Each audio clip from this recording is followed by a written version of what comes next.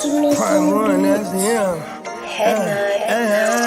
Sky, thought you thought, but I wasn't born yesterday. All I do is ball, you goofies underestimate. Heavyweight bag, step on your weight class. I done moved across states, but I can't cap. Strap with it on my pivot, clocking digits. Rock hard and I ain't even in the kitchen. I'm on a mission to move soft, make a thing flip like a moonsault. Keep a switch for everybody through salt. Face froze, somebody check dude's pulse. Is you stepping or stepped on? Wake the game up, make them regret I was slept on. Bogey's world, welcome to a new dawn. Till I move up, I can never move on. Big bread got me bougie past the great poop on. I'm getting over while you busy fighting over croutons. Yeah, bogeyism, a true boat, brother, gon' get it. All this water got me tripping. Hella fish scale, but I ain't fishing. See, I move with precision. When it comes to living, I'm the definition. If I stand for one thing, it's on business. Bogeyism, it just hit different. Yeah, it just hit different. You find my story is all non-fiction. I put my fan before me and I gotta mention. I keep an air fan, tone mob a henchman. For you squares, option for opposition. And you ops that get popped trying to stop my ascension. Talking generational, you got my attention. Underworld motivational, you feel the sensation. Trying to see how I look, get booked, I'll take it. I was just a crook, all it took was some patience. Now my phone out the hook, I got hella deals waiting. You ain't really made it unless you got somebody hating. Bogey's world, welcome to a new dawn. Till I move up, I can never move on. Big bread got me bougie past the great poop on. Getting over while you busy fighting over croutons. Yeah, bogeyism, a true boat, brother, gon' get it. All this water got me tripping. Hella fish scale, but I ain't fishing. See, I move with precision. When it comes to living, I'm the definition. If I stand for one thing, it's on business. Bogeyism, it just hit different. Yeah.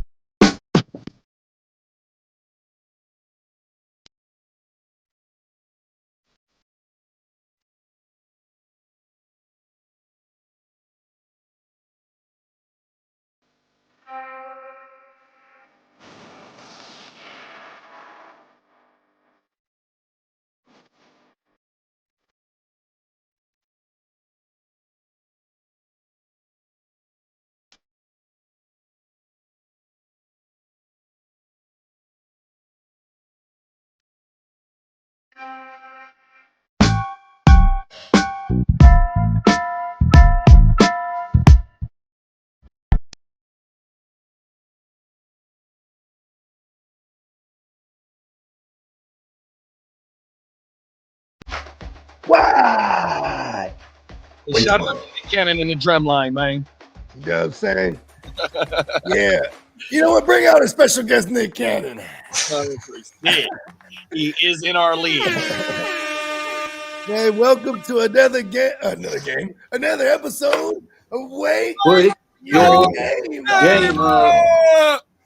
Yes. Oh. Let's do it how we do it here off the top. Here we go.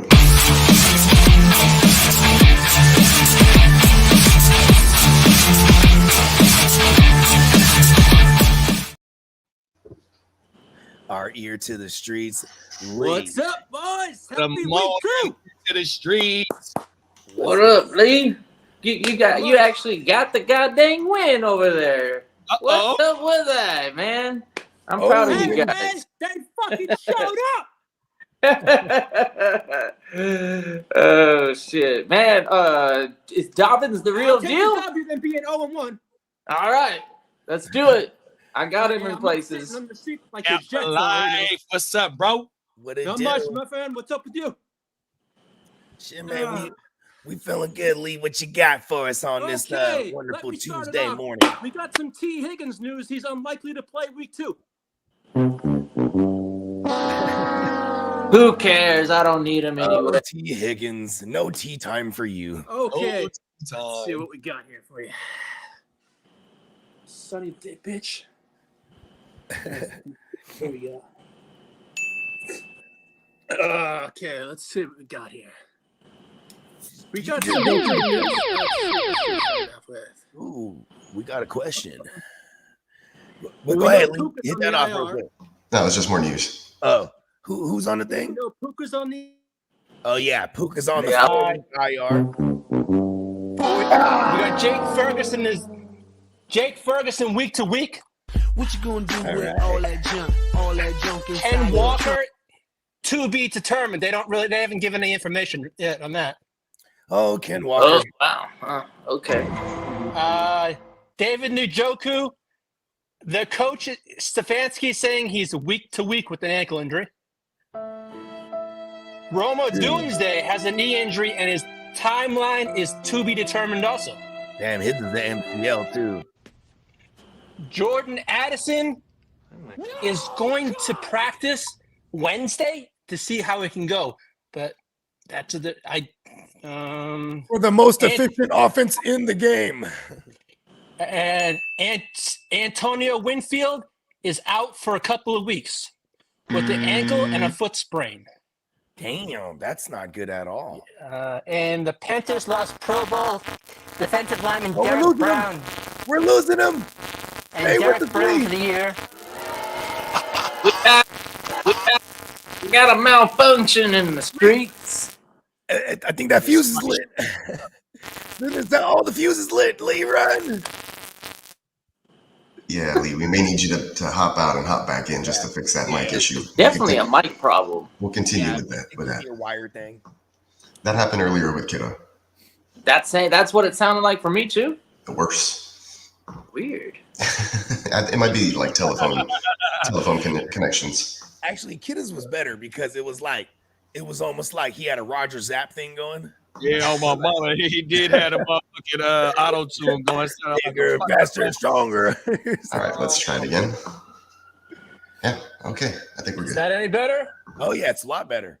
All righty. Sometimes it's always good. Hey, things like this can occur in the field. We'll be all right. All righty. Where were we? About Antonio Winfield? Did we get that? All right. Multiple weeks. The Panthers lost Pro Bowl defensive lineman Derek Brown for the season. Oh, that's a big one. Shout out to Derek Brown. I think he just came over from Tennessee. But I can't stand it, Derek Brown. Why'd you have to do me like that, Brown? I don't have any Derek Brown. And I don't know what's going on here, man. I just reset the router too. It's all good. What else you got, Presley? The Rams' Steve Avila is believed to have suffered an MCL sprain. And Buccaneers' Bryce Hall suffered a dislocated right ankle and fractured fibula. Wow. That kid Hall, he was he had some hope there, but not anymore. I haven't seen any news about Jalen Waddle's head injury. Concussion. You know what I mean? If he came back in Morning, the game. Tino. Top morning, twin. What's up, Tino?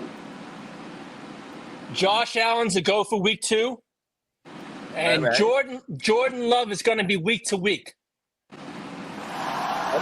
I like that news a lot. So pretty much that's all the big names for fantasy related wise that I've gathered up. But, yeah. Oh no, he had some other good news, like kind of crazy Shanahan told Jordan Mason Friday he was going to be the guy, but he couldn't tell all of us that, could he? Exactly. I was luckily I had one share of CMC and I still won the week last week, but Shanahan can get in trouble for that. Yeah, I think that because Shanahan came out and said that he didn't tell him that. Yeah. Now, yeah, because Now- Jordan Mason kind of slipped on that. He's the one that said that. He's excited. now Browns fans might be very happy. There is a way with this new lawsuit against Massage Watson, the Browns might be able to avoid his contract. Wow, this is really big. That might take a little bit of time, though. Is that like that's something that they could fucking just like? No, they're going through it right now. From what I read this morning, is with this new lawsuit. When they signed him, he said there was no more lawsuits, and this one that just came up, it triggers paragraph 42 in his contract that can void the whole thing out. Hey, you know what it is? You know, I'm but like anybody can issue a lawsuit for anything, but they have to go to court and decide whether or not he's guilty. Hey, exactly. Hey, and I'm glad that you brought that up. Ear to the streets, the Title 42 in his contract. I think that since he's boo boo, they brought somebody out of the woodworks to go ahead and file a lawsuit. Hey,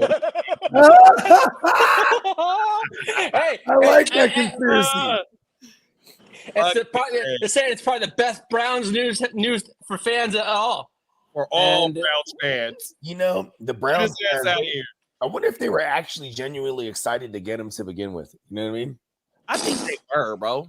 They had to be, right? Yeah, they had been searching for so many fucking years. Trying to get rid of Baker real bad. Remember that?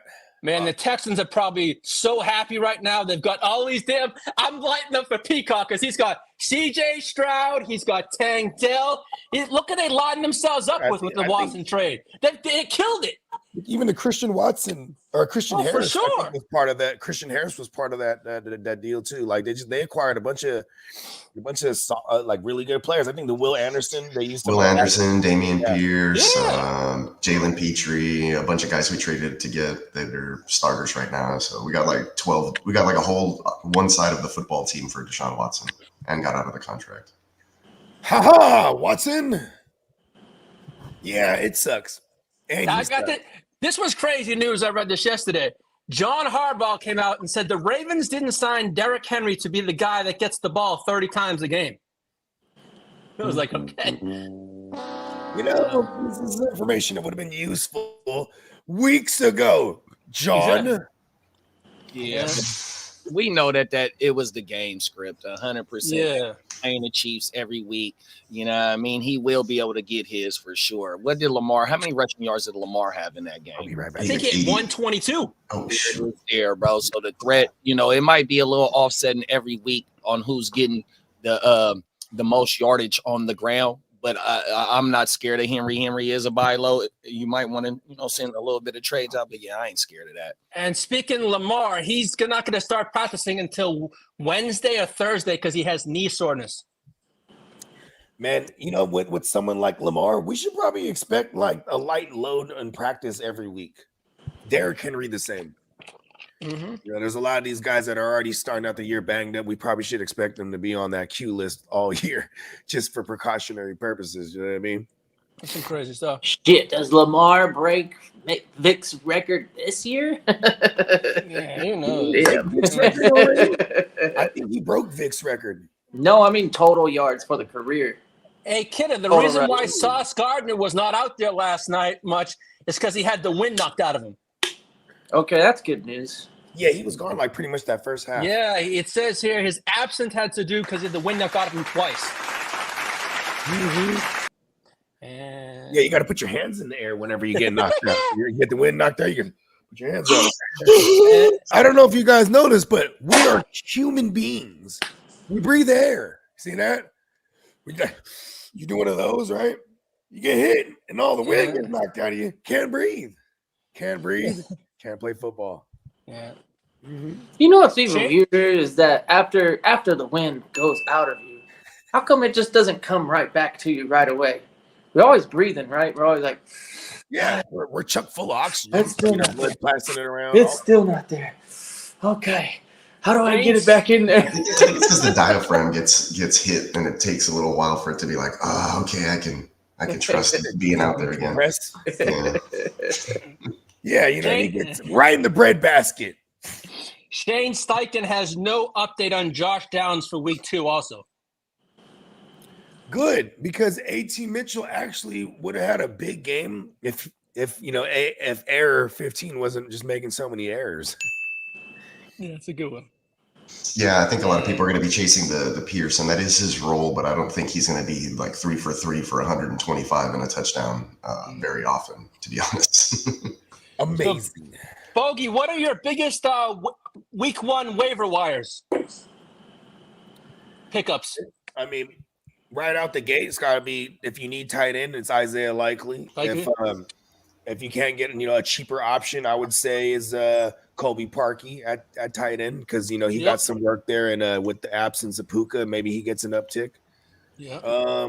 Jordan Mason, obviously, especially if you're a CMC guy. You know what I mean? I might blow all the fab. Unless you're in leagues with me, where I definitely have Jordan Mason everywhere in redrafts. I mean, that's we're gonna get into that actually. Yeah, we are.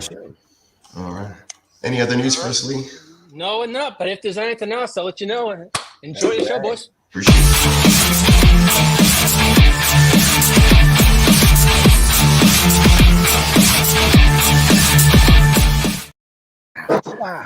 That was our ear to the streets, Mr. Lee. All right, we do have some stuff to get back into here. Give me 1 second to pull this up really quickly if I can find it. Where's the freak? We're starting to get too many drops. Thought we didn't have enough. May have to get rid of some of the ones we don't use that often. Where the hell? Yeah, dude. Here we go. All right. Question from the chat.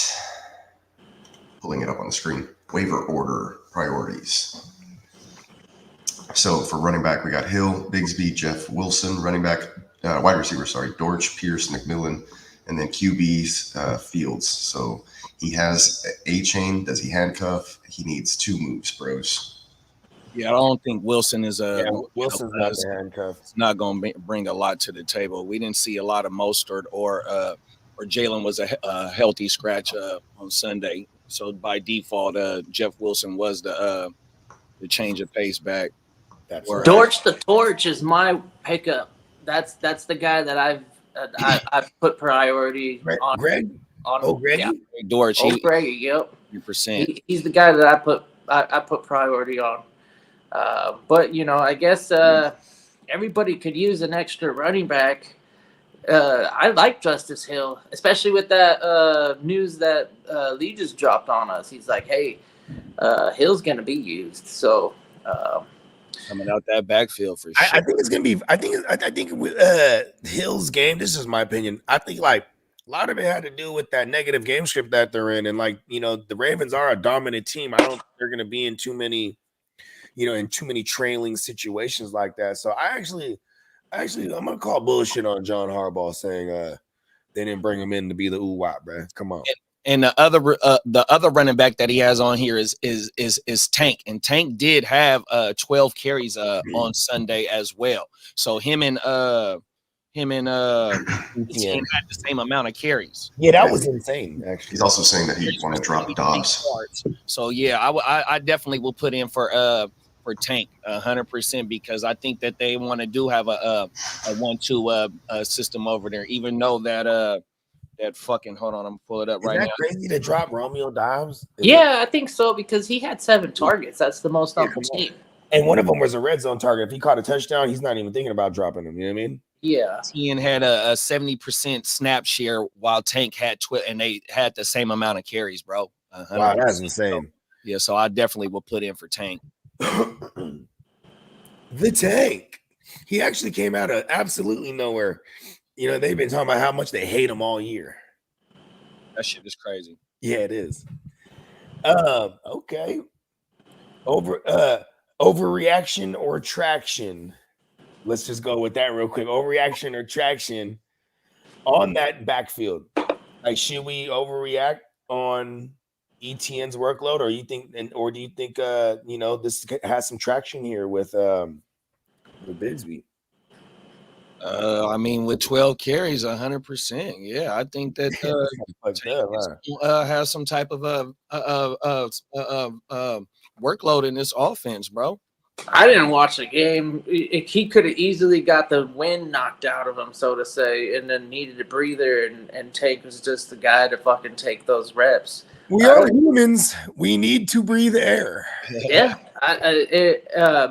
Somebody would have to fill me in on how that game script played out. If it was like, if they rotated drives, or if it was like, hey, this guy, he developed something in the middle of the game and he needed to go to the 10, or, sit on the sideline and collect himself or whatever. ETN was used like a motherfucker last year, and Bigsby is a 10 wannabe. I think he gets a lot of support from his squad. Just last year there was just too many instances where he like shit the bed, so they weren't gonna throw him into the fire. Maybe on the off season and in the preseason they seen how hard he's working and that he wants to be an actual piece. But I think ETN is still gonna be a workhorse at the end of the season. That's another case too of a real big back and forth affair in this game. So and which I would have expected ETN to get worked in the passing game a lot more too. You know what I mean? He finally did last season, so I think he's already. I think they've already seen what he's capable of, and they're not afraid of it. In the beginning, they were probably afraid of it. Maybe it was like a Tank Bigsby type situation where they would throw it to him and you couldn't come down with it, or he fumbled too much, and then basically last year he solidified himself as like kind of like a workhorse, one of the very few 3-down backs in the league. It's the first week. I think it might be a reaction to undervalue a ETN. I got some. I wouldn't get too scared of ETN if you owned him. I looked at a bit of some snap shares yesterday, and like guys like James Conner, Jordan Mason last night. Who else? I guess. Did Jordan Mason share anything outside of Debo? No, he was that's what I'm the saying. only running back. These guys were getting like damn near 80%. Who else was an alarm? Oh, Joe Mixon. Joe Mixon got all of it. You know what I mean? I got it right here let's go right now, and I'm gonna go from 1 to 13. JT had a 96%, Kyron 91, Bijan 89, Saquon 80, IPOC 80, Rahamador 78, Jay Ford 75, Josh J 73, J Mix 72, Rashad White 70, ETN 70, Singletary 70, and DeAndre Swift 70. And then there was it was 4 RBs that finished in the top 30. I mean, in the top 13 with 60% snap share or less, and it was B Rob, Aaron Jones, AK-41, and A-Chain. Okay, dang. What is A-Chain getting? A-Chain got 52% of the work. Okay, dang, he got half of it, and he did his thing. And it was that's interesting, because if you think about it too, like even for anybody that's kind of weary on a DeAndre Swift, that snap share, it's it doesn't make me worry too much if he's going to get that much amount of work or the opportunity to get that much work. You know what I mean? Singletary too, man. Those are some nice cheap options in redraft this year. They're getting all the work. Fuck it, you know what I mean? They're throwing them in. So Tino, when you say this, do you plan on starting these guys with confidence again, and then start panicking, or how? What does this mean? Are you sitting at ETN? My thing is with ETN is that he kind of gassed out at the end of the season last year because of the workload, and now with the emergence of Tank, even though he's not going to bite into it because it was a 70-30 split, we see already, even though it was week 1. My thing is that in order to keep ETN fresh, and if they, plan to be playing for something towards the end of the season, you definitely want to be able to try and keep ETN fresh, not only fresh, but healthy. And with Tank being able to show 12 carries with 70-something yards, what is that, 5 yards per carry, something like that, close to 5 parts, man, look, let's go ahead and let's feature Tank a little bit. That way we can save ETN, even though it's not really going to cut into his workload. But yet, let's go ahead and keep him fresh, and also have Tank Bisbee kind of wear down the defense a little bit, so we don't have to rely on ETN and his 65 receptions. You know what I mean? 100%. Yeah, I like that. And Tino, he clarified it. He was like, "Yeah, he's starting them. He's not not playing them." And for Doug Peterson, this is last year featuring one guy was actually a new thing for him. You know what I mean? Like Doug Peterson usually has some form of timeshare.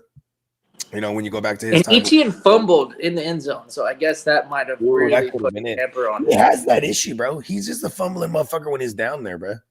Yeah. Like it's happened to him numerous times in his career. Fumbling few. Yeah, right or down fumbling, here. A fumbling fool. A fumbling fool. There it is. He just I remember last time I will say this though with Tank Bigsby. Is good for him because man, they hated your ass. Yeah. Right.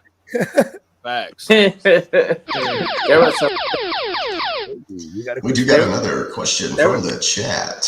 It's coming up, bro. Oh man, where did it go? Hold on. It was a defensive question. Here we go. Chargers defense or Kansas City's defense? I'm leaning, without even knowing the matchups, I'm leaning Kansas City's defense. they are playing the Bengals, the Bungles, whatever you want to call them, but I still would play the Chiefs because that's someone you could just hold on to too.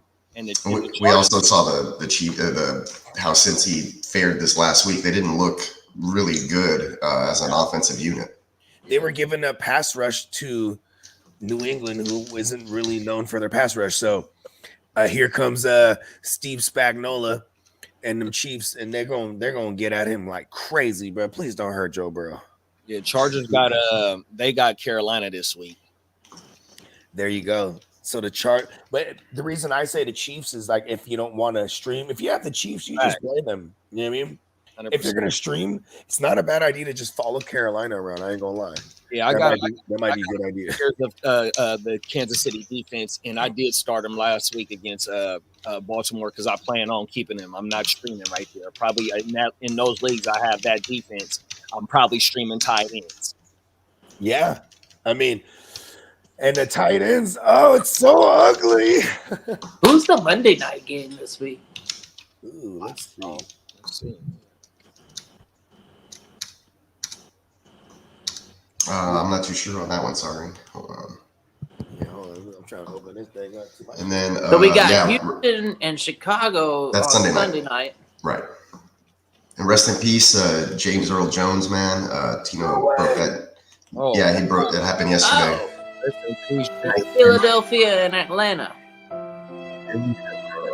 Atlanta needs to wake up a little bit. They looked really rusty. I mean, it looked like Kirk Cousins hadn't played in 2 years. But he at least looked healthy. At least looked healthy. Atlanta's defense either. I almost wore my Darth Vader shirt this morning. And I was actually trying to decide between my Darth Vader shirt or my Mufasa shirt, right? Yeah. Rest in peace, James Earl Jones, man. And man, I'm sure his voice is so iconic that there's some kind of program out there if they ever needed to do some Darth Vader shit again in the future, they'll just be able to type in whatever shit and it comes out as James Earl Jones' voice. But he sure did play in a lot of movies, so the catalog, the library for the AI is probably the whole English vocabulary.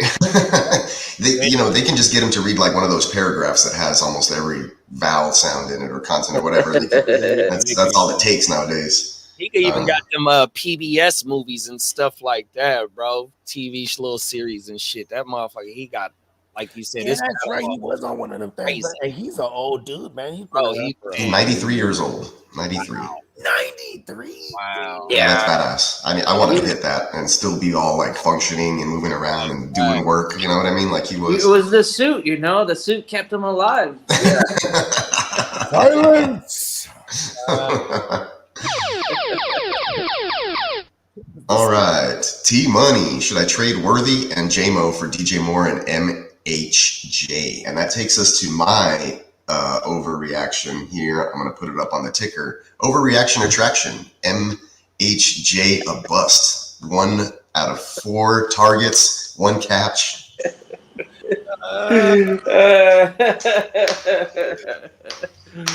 go overreact, bro. Yeah, you're not selling them for. Are you gonna sell them for Jameson? Fuck it, I'm taking Jameson over Marvin Harrison. I don't give a fuck. Motherfucker can. I could be wrong about this. I don't give a fuck. But I'd rather have Jameson tied to the Lions than Marvin Harrison tied to the Cardinals. Cardinals ain't gonna be good for the next 10 years. His wide receivers are Lamb, London, DK, Worthy, Ridley, and J-Mo. Because Jameson was also another first rounder. Maybe not as talented, but Yeah, and I think like I'm not mad at the idea T Money of selling a JMO Xavier Worthy pack, but I feel like we might be able to target a little more expensive than that. You know what I mean? Like the DJ Moore and who's the other guy? Marvin Harrison. That's the other That's the other overreaction I'm now putting there on the board. Jamo big games, overreaction or traction? I think we got traction. That's traction. My brother is the one that sold me on Jamo. Jamo had nine targets. I don't know where he was at in team leading targets, but I was doing some more deep diving. I haven't got all my shit on the deep diving, but yeah, Jamo with them 9 targets and five receptions and 100 and something yards, man. That motherfucking man. Hey, Jared Goff was definitely making sure that he got the ball to Jamo, bro. My only rebuttal to that would be that we didn't see big games from either Amon-Ra St. Brown or Sam Laporta in the passing game. It was mostly Gibbs and Jamo, and that was basically it. So there was no Raymond or other ancillary pieces coming in. So that's what happens. The Lions are a good team. So if you're gonna say we're gonna take it out of the fucking game, then motherfucking Lions is gonna still punish you. Like I keep saying it, there's 2 fucking fantasy teams. There's the Lions and there's the Texans. If you can get any of them motherfuckers, you're doing yourself a favor for your fantasy team. They're all really good. And we did point it out. Jameson was the wild card. I was like, I'm not too sure. But seeing him being open by like 20-yard separation multiple times, I'm like, okay, yeah, this guy really does have what it takes to be really good in the NFL. I'm talking about really good. So we have traction with Jamo, and we're saying overreaction with Marvin Harrison Jr. I'm with Tino. I'm keeping Worthy and Jamo. I'm not fucking worried about the damn fucking Marvin Harrison. Even though Worthy had a blown coverage and the other one was a reverse or wherever the fuck you want to call that shit, bro. They're gonna make a point to get that boy the ball. 100%. Worthy's got serious juice, man. A chess piece, bro.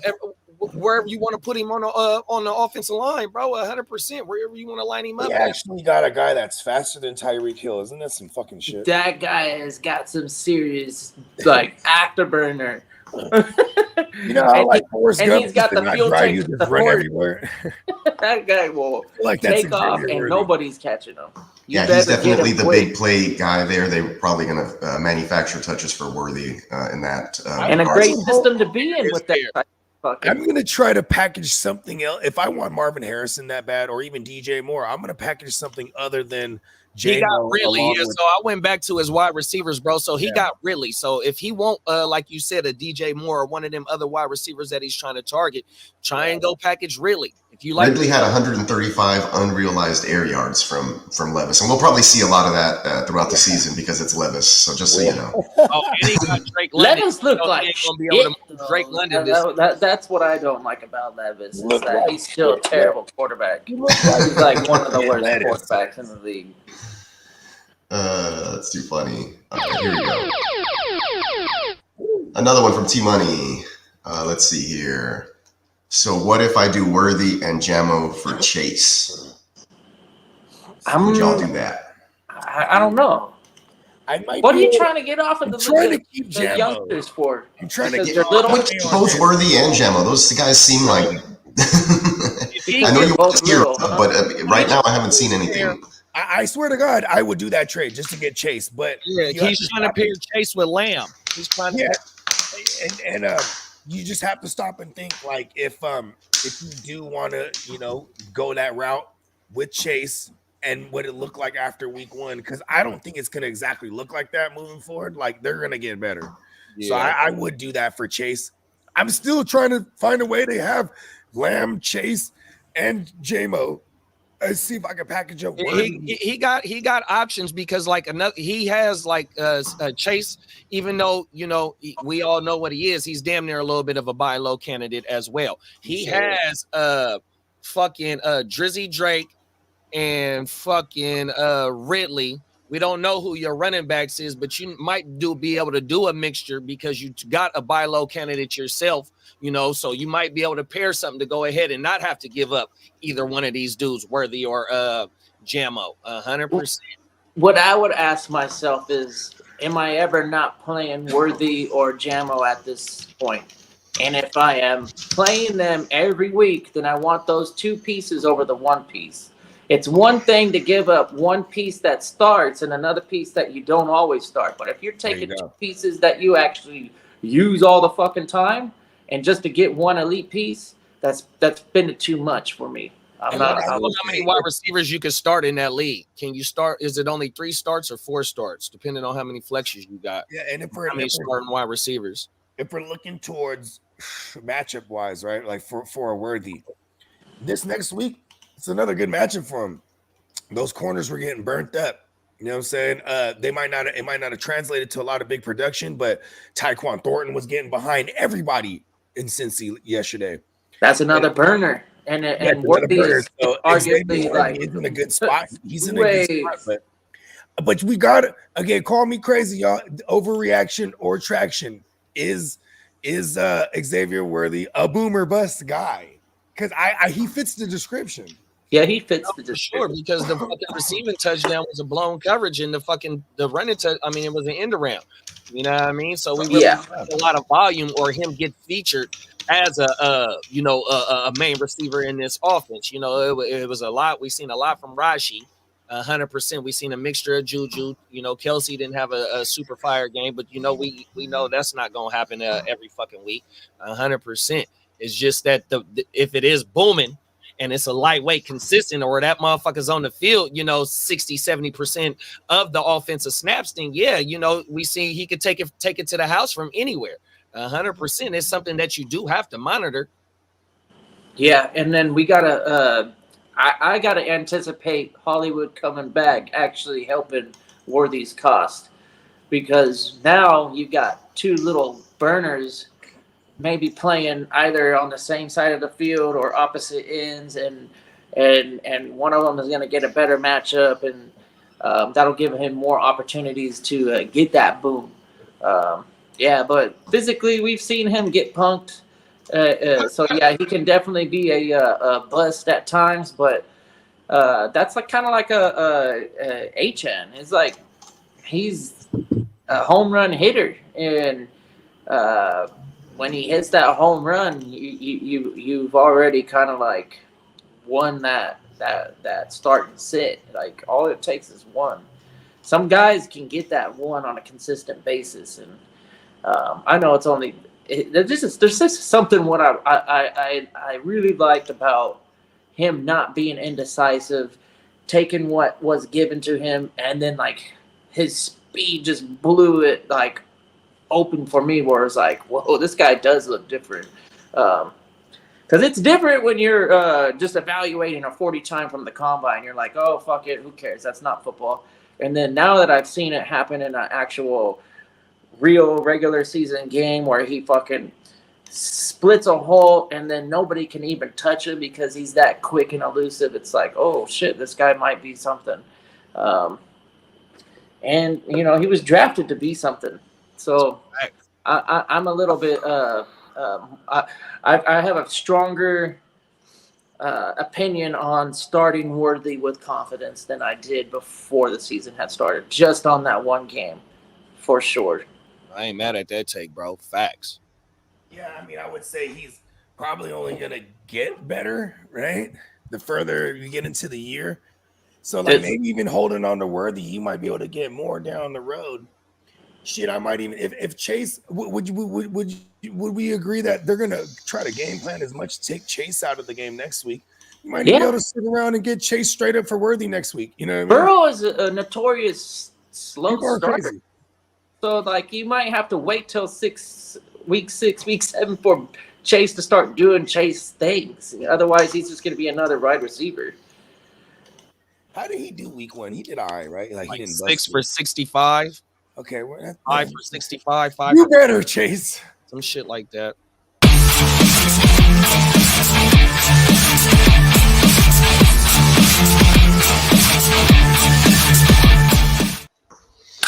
Got the sleeper alert just a few minutes ago. It looks like Russell Wilson will be out again for week 2, and they're preparing, from what I see here, Mike Tomlin is preparing Justin Fields to start. Man, Let's say that Russell Wilson feels better today than over the weekend, but with calf injuries, we know how that stuff can go. Thank you, Mr. Christian McCaffrey and Joe Burrow of last season. Yeah. So, I mean, Joe Burrow's a perfect example. Last year, they're like, all right, we're going to hold off. Like everyone who has the caps right now. Christian McCaffrey, like you said, Russell, you know what I mean? And these things, when you're elderly, I would imagine. yo, what's happening, Blower? What's happening, fellas? What's up, What's cousin? happening? That's good, my man? cousin right there. Shout out to cousin TP, man. That's what's up. What up? Hey, Shout does Seattle? I mean, does Pittsburgh have the elitist QB room? Even though you can say what you want to say about Justin and how good he is and how capped or how limited Russ is, but if one of them was to go down, we seen how they look. You can say what you want to say about Atlanta's offense, but fucking TJ Watt, he came and brought the pain, bro. 100%. Hey, Pittsburgh might be all right this year, bro. He had a Is that an perfectly overreaction or is that traction? I don't know how bad Atlanta is, though. They look terrible. I mean, I didn't see Atlanta They did. get whooped up by the Eagles too. Yeah, I would pump the brakes on Pittsburgh being good. If they do their regular shit and get to the 500 or just over 500, then I guess I wouldn't be surprised. But I was expecting them to finish as a 500 squad. I had them in the preseason looking fairly shitty, and they didn't really do anything. They kicked a lot of field goals. Boswell. So I mean, hey, shout out to Chaotic. Chaotic says, I hate fantasy football. I quit. LOL. They definitely have a really good kicker.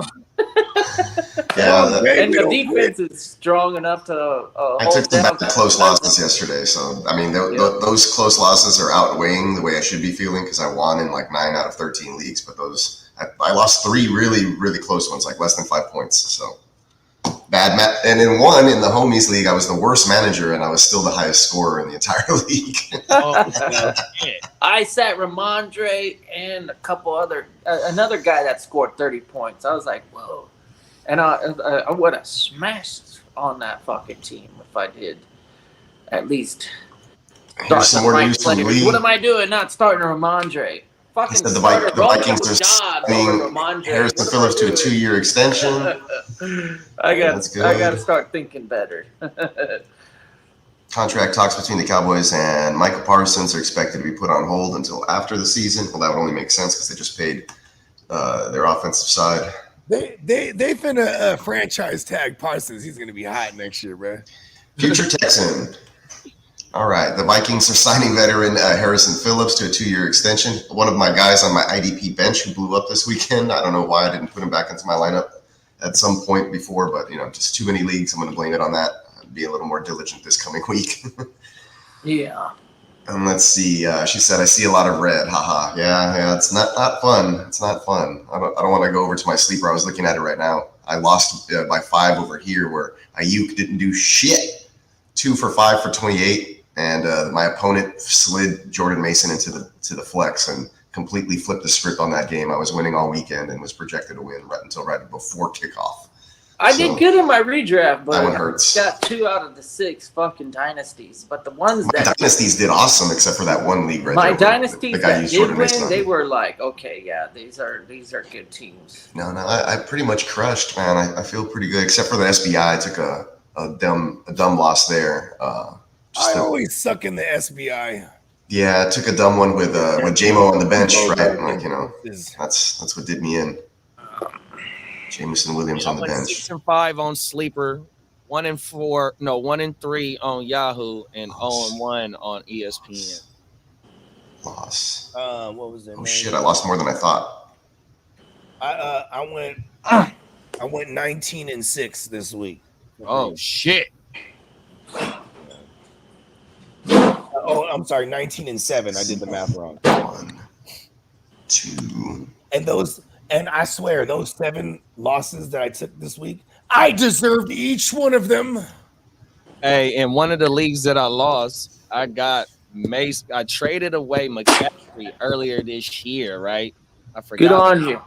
Hey, facts. And Good then move. the A bunch of spots. boy didn't pick All of them. Mason. Got them all. So he tried, and I got Corm, which Corm didn't do nothing last week, but he tried to give me a 3rd round pick in Josh Downs like 2 weeks ago for JP Mason and Corm, and I definitely declined that so motherfucking fast. So hey, if we get it that he's sitting out this week, that boy gonna come this week. And he lost in that league too, like by 20-something points. And Mason had 24 points in that league too. So yeah, I get to strong arm somebody this week for JP Mason in the dynasty. You gotta hit him over the head with all the Mason shares. Morning, Chase. Morning, brother. What up, Chase? Chase. Man, hilarious. No, I redid the calculations. I lost in 2 leagues where I thought I was going to win, so I ended up going 7-5. So sorry about that. But not bad. 500. Yeah, not bad. Still, like I said, above 500, feeling okay. And Bogart said something yesterday that made me feel really good. He's like, hey, man, there's 5 other teams out there that are 0-1 as well. And you bounce back next week, then you've evened the playing field. So, yes. I always have to remind myself that too. I just got a trade offer live. This is a man league, full PPR. My boy is offering. Shout out to my boy Ian. He is at the Sports Hub of Vegas. My boy, shout out to Ian, man. He's part of the Stay Tuned Live fam. He's offering Ken Walker III for Tajay Spears and Roma Dunze. That's easy, except my motherfucking running backs is in that league, bro. Hold on, I'll take the Ken Walker. I'm taking it right now. I ain't even going. Dunze might miss a good amount of time with that. I'm gonna tell you who my running backs is. I got Bijan, I was gonna say Roddy White, Rashad White, Javante, and Blake. 100%. Texas is pronounced white. White. Here we go. We're going to accept that. Tino, what are you talking about? This Barkley deal, huh? He said Barkley just sitting on my bench. I'm like, shit. What? That's rich people problems. That's crazy. There's a lot of respect for Green Bay's defense, I guess. I don't know, man. Tino, he said he's high. He said Baker, not Barkley. Okay, there it is. He doesn't hate the Eagles that much. I'm about to say, I was like, hey, hold on. Yo, shout out to Bakes. What up, Bakes? What up, Bakes? I'm high on Baker. If anybody's high on Baker, it's me, but I have Baker in that league. What are you talking about? I've been known to get high off Baker. I can't understand what's going on. Hey, that's a great segue, bro. Is Baker's 4 TDs? God damn it, yes. Attraction. Yes. Oh man, I love Baker. I mean, last year was his coming out party for real. That team is set up for the playoffs. They have it all. Like, what don't they have to make Baker a solid QB1 again? Because let's not forget he was a QB1 last year. So why wouldn't he be in the QB1 category this year? Even if it's a low-end QB1, that means that you're still starting him in a weak single QB league. I say weak like a 10-team or less. Like, you're probably still going to start Baker Mayfield over the other 9 guys. Who's the QB 3 on the week? 2? Pull it up, bro. He's up there. He's got Mike Evans, Chris Godwin, and the system is probably built to be more of a passing team. And then if all else fails, they brought in the Rams. They brought in the Rams offense, who with Liam Cohen. Yeah, and he's obviously a product of Sean McVay, and he had Baker Mayfield in LA with him. So if this Jalen McMillan continues to be a solid number 3 option, which I think he should be because he was a number 3 option in the high-powered Washington team, and they got all the way to the championship game, and so he knows how to play the role. He's in that same role again. You got Rashad White and then a couple other backs behind him. If he gets hurt, the offensive line is strong. Baker knows how to get the ball out quick. And Mike Evans can fucking catch anything. He beats every fucking type of While we're on the Tampa Bay thing, overreaction. Maybe not Marshawn. Lattimore is his kryptonite, but you know he only has to see him twice. That is kind of crazy, huh? Yeah. Hey, Baker went 24 for 30, bro. He was damn efficient. That's because he gets the ball out quick, and you got route runners, and Godwin being on the inside 100% of the time is gonna make that team that much better. I'm glad the offensive coordinator came into the situation. The thought process of Miles Peacock. He's telling me that they played Washington. I did say that. I've been holding on to that for a little bit. It's the last ranked worst pass defense in the entire NFL from last season. And looks like it's continuing to do when you play them. Yeah, it looks like it's going to continue up into this season. I would just be wary. I do like all of Kidda's points. I just think that you would temper expectations. This is probably going to be one of the highest point production games you're going to see for Baker Mayfield. This stealing, you're not going to see anything beyond that. I don't think. Again, he could match another 4-touchdown game, just highly unlikely. If he doesn't get the quarterback 2 or 1 or whatever it was this week, that's fine. But I expect him to be in the top 12 quarterbacks. That was my point, really. I think he could be QB8. You know what I mean? I think that 8 to 12. This is awesome. Yeah. Especially where you got him. You're it was free for you to get. Yeah, and so I got a question for y'all. So in my league, in the ALB that I did the live draft for, I'm on 1. I lost Puka this week. I got my ass whooped, but I had Joe Burrow starting this week. I had Matt Stafford on the bench. The fucking Rams play. Who the Rams got this week? Rams got Arizona, but Baker is on the wire, and Baker got Detroit. Should I go with Stafford on against fucking Arizona, or should I try and go grab Baker against Detroit this week? Rams, Arizona, they historically shoot out divisional in the Sean McVay era. So I'm not mad at that play, but if I can just get Baker though, period. You know what I'm saying?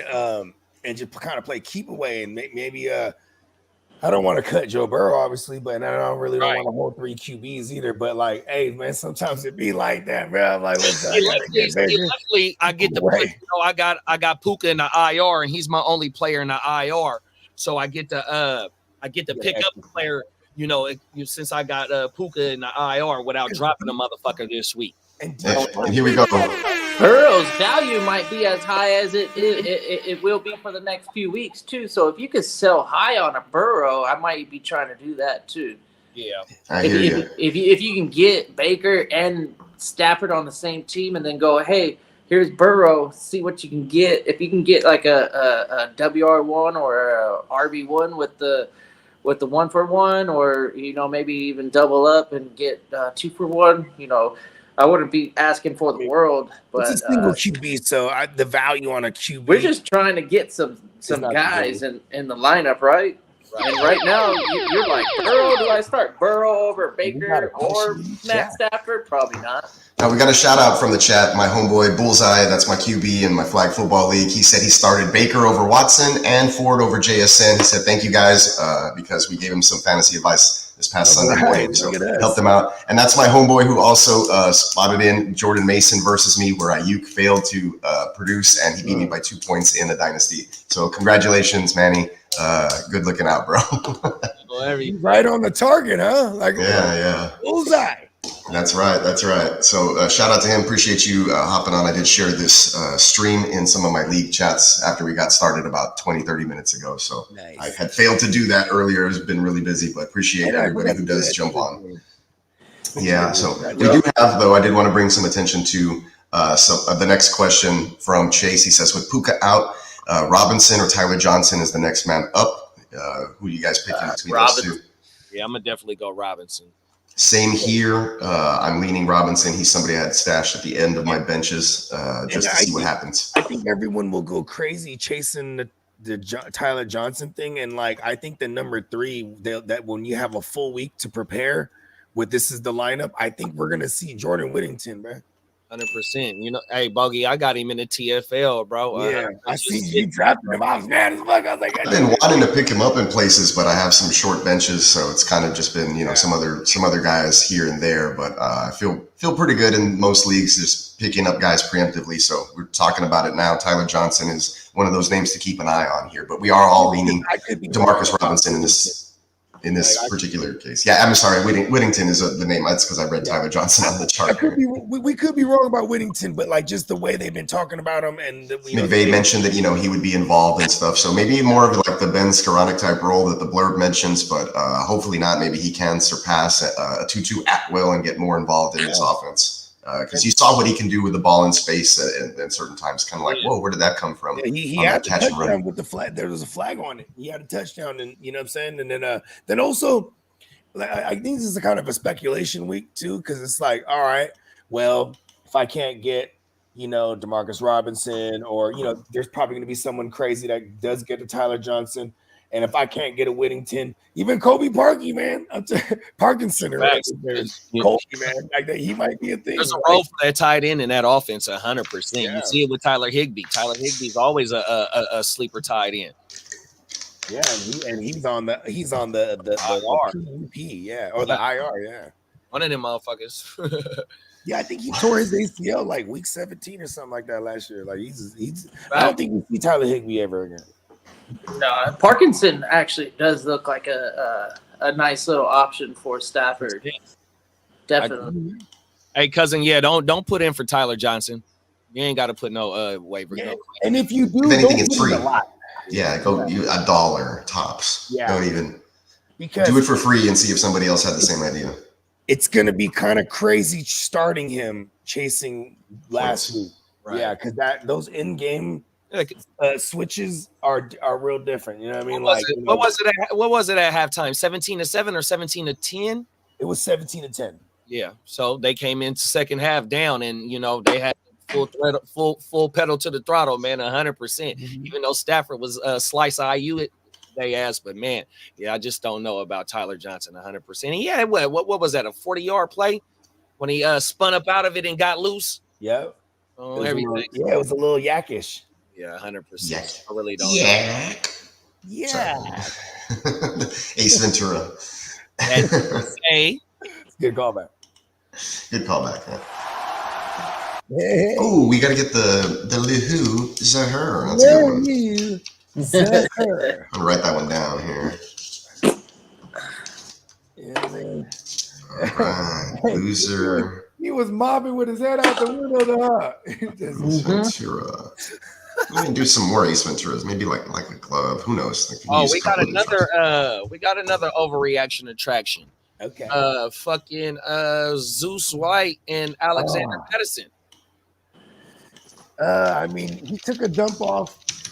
Well, it wasn't necessarily a dump off. It was still though. He took that 30 yards to have to hurdle two motherfuckers. Like it is annoying though, because we expected a real workload coming out of Zamir White, and maybe there's some traction here for that run defense in LA with the Chargers, because the Chargers are usually bad against the run. They brought in Bosa and Khalil Mack are both healthy right now, so that's a formidable pass rush right there. And that's what Alexander Madison.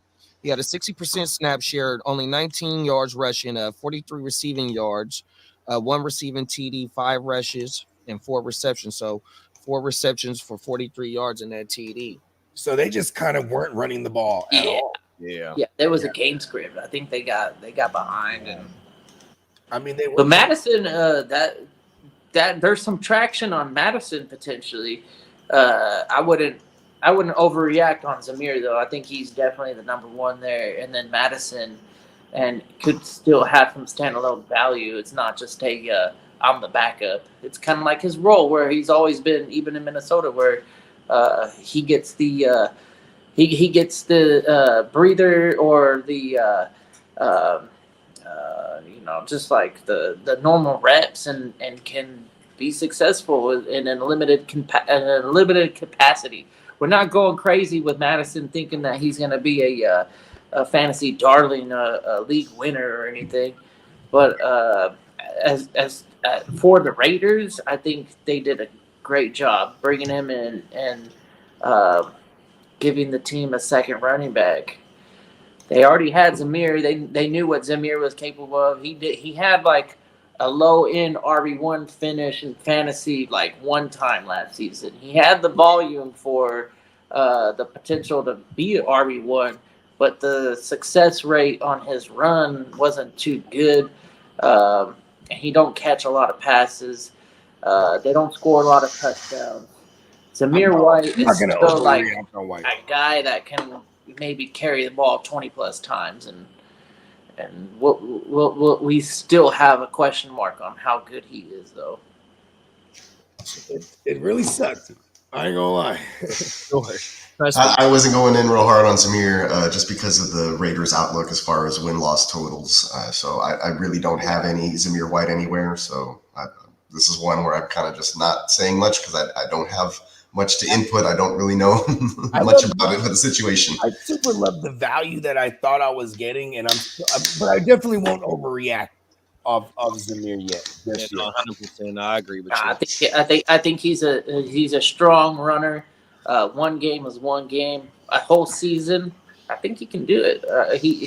He's proven himself to go at least 5 or 6 games, whatever it was at the end of the season. I definitely thought they were going to beat up the Chargers. I ain't going to lie to you. I thought they was going to beat the Chargers 20 too. plus touches. I didn't think it was going to be that ugly, but it was a damn good game though for them. Yeah, the Chargers did a good job. I got another one. Another overreaction or traction, and this for the Gang Green representative right here, Alan Lazard. 9 targets, one of the most targeted receiver this week. 2 receptions, 80-something yards. We know what he did. Should we be looking for Alan Lazard to define a role as the WR2 in that offense?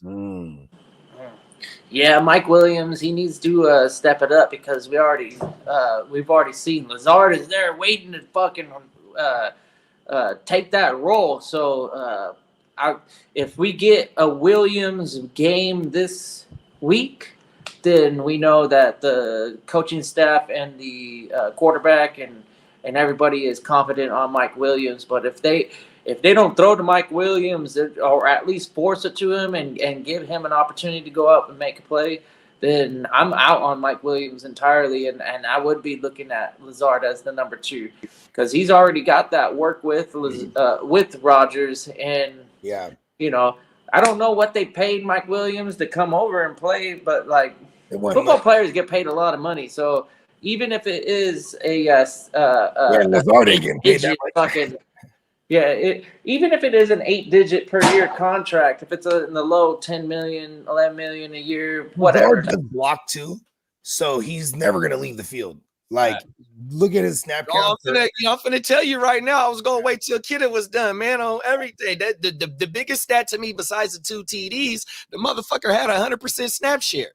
Even though there you go. Yes, the team is already ready. He's helping in all facets. They're ready to call him the number 2. Hey, bro. I wouldn't be surprised if they fucking throw him up on that number 2 on there.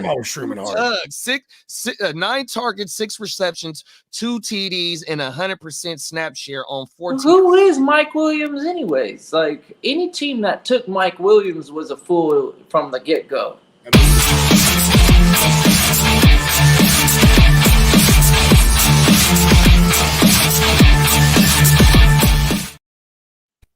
Breaking news: Mike Williams signs a 1-year, $10 million contract with the New York Jets, including a $3.3 million signing bonus and $8.3 million guaranteed. Yeah, That's who Mike that's what I Williams was is. saying. That's like that 8-figure. It's a super low 8-figure that doesn't even mean anything in today's. I'm looking at it as a what do we call that? A Hertz rental car, a 1-year rental car. Yeah, like It's the shit, Enterprise. That's an enterprise rental car. For Enterprise rental cars. that's a every man's bag, but for a wide receiver in the NFL, that's not really getting the bag. He didn't do good because he's been playing in the NFL for what? He's 6 getting seasons? a running back bag. Yeah, he didn't get a wide receiver bag. No, He got a backup quarterback bag. And see, here's the thing: is like Lazard, my man. Shout out to Alan Lizardo. I put the extra vowel on it because I make him Italian. He's in New York now. Anyways, but man, that's Rodgers' guy. That was when Rodgers got there last year. One of the orders of business was like, try to get me Adams. They're like, we can't do that. Okay, give me Lazard. You know what I mean? And they brought Lazard over like a motherfucker. You know what I mean? Is Rodgers legit? That's still my question. I'm like, I don't know if this guy is. That's all the fucking hype that he is. Like, he had that first drive where they scored a touchdown.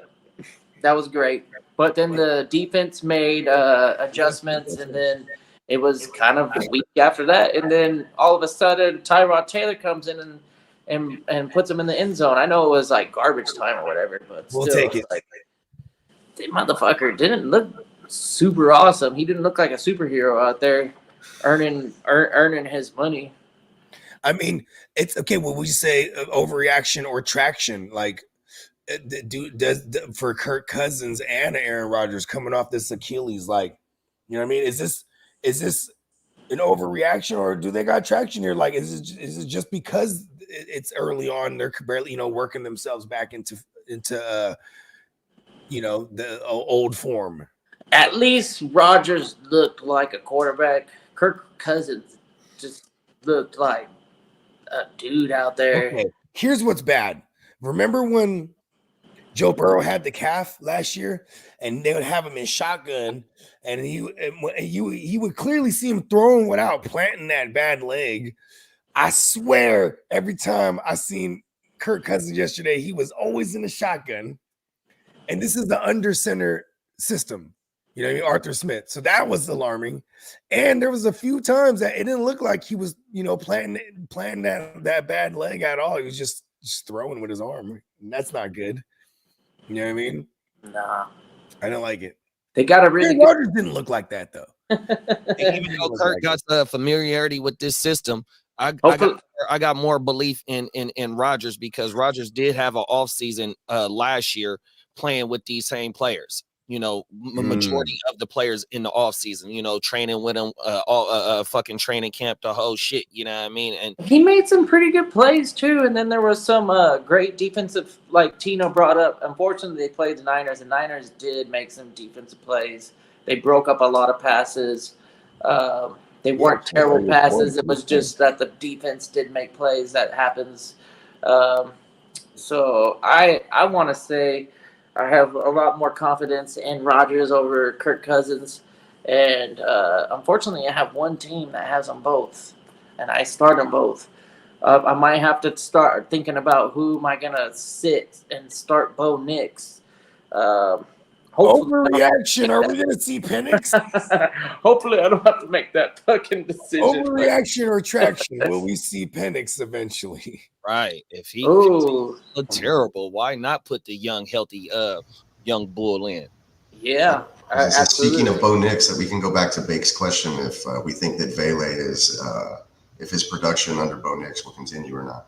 I mean, it's like in the Sean Payton offense, they're peppering that guy Valet or whatever his name is, like how they did Michael Thomas for real. Like, it's all short 8 dot, but yeah, because what did he do? Like 6 for like 30 or something.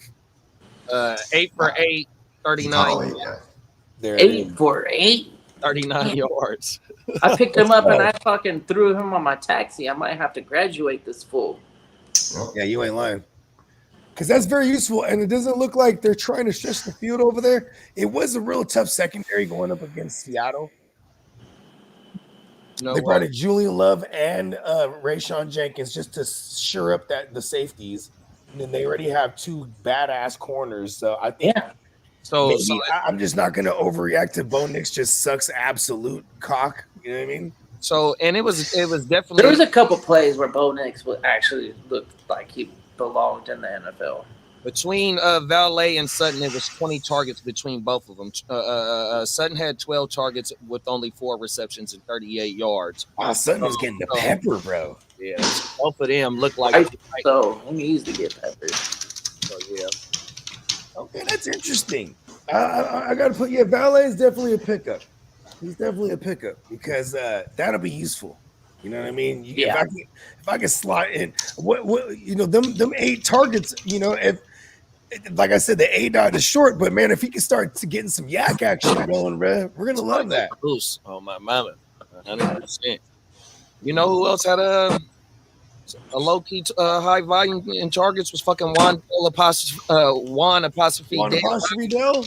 On my mama, 12 for 6. Wandell definitely had a I don't want nothing to do with those targets. They're coming from Daniel Jones, who put up like -4 fantasy points, and like every time I see him, he's throwing an interception. They're just not.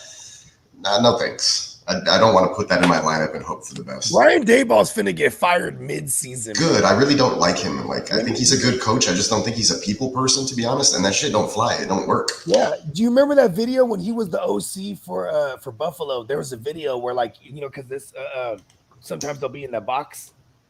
You know what I mean? The press box. Yeah, they're in the box, right? And then they had the camera.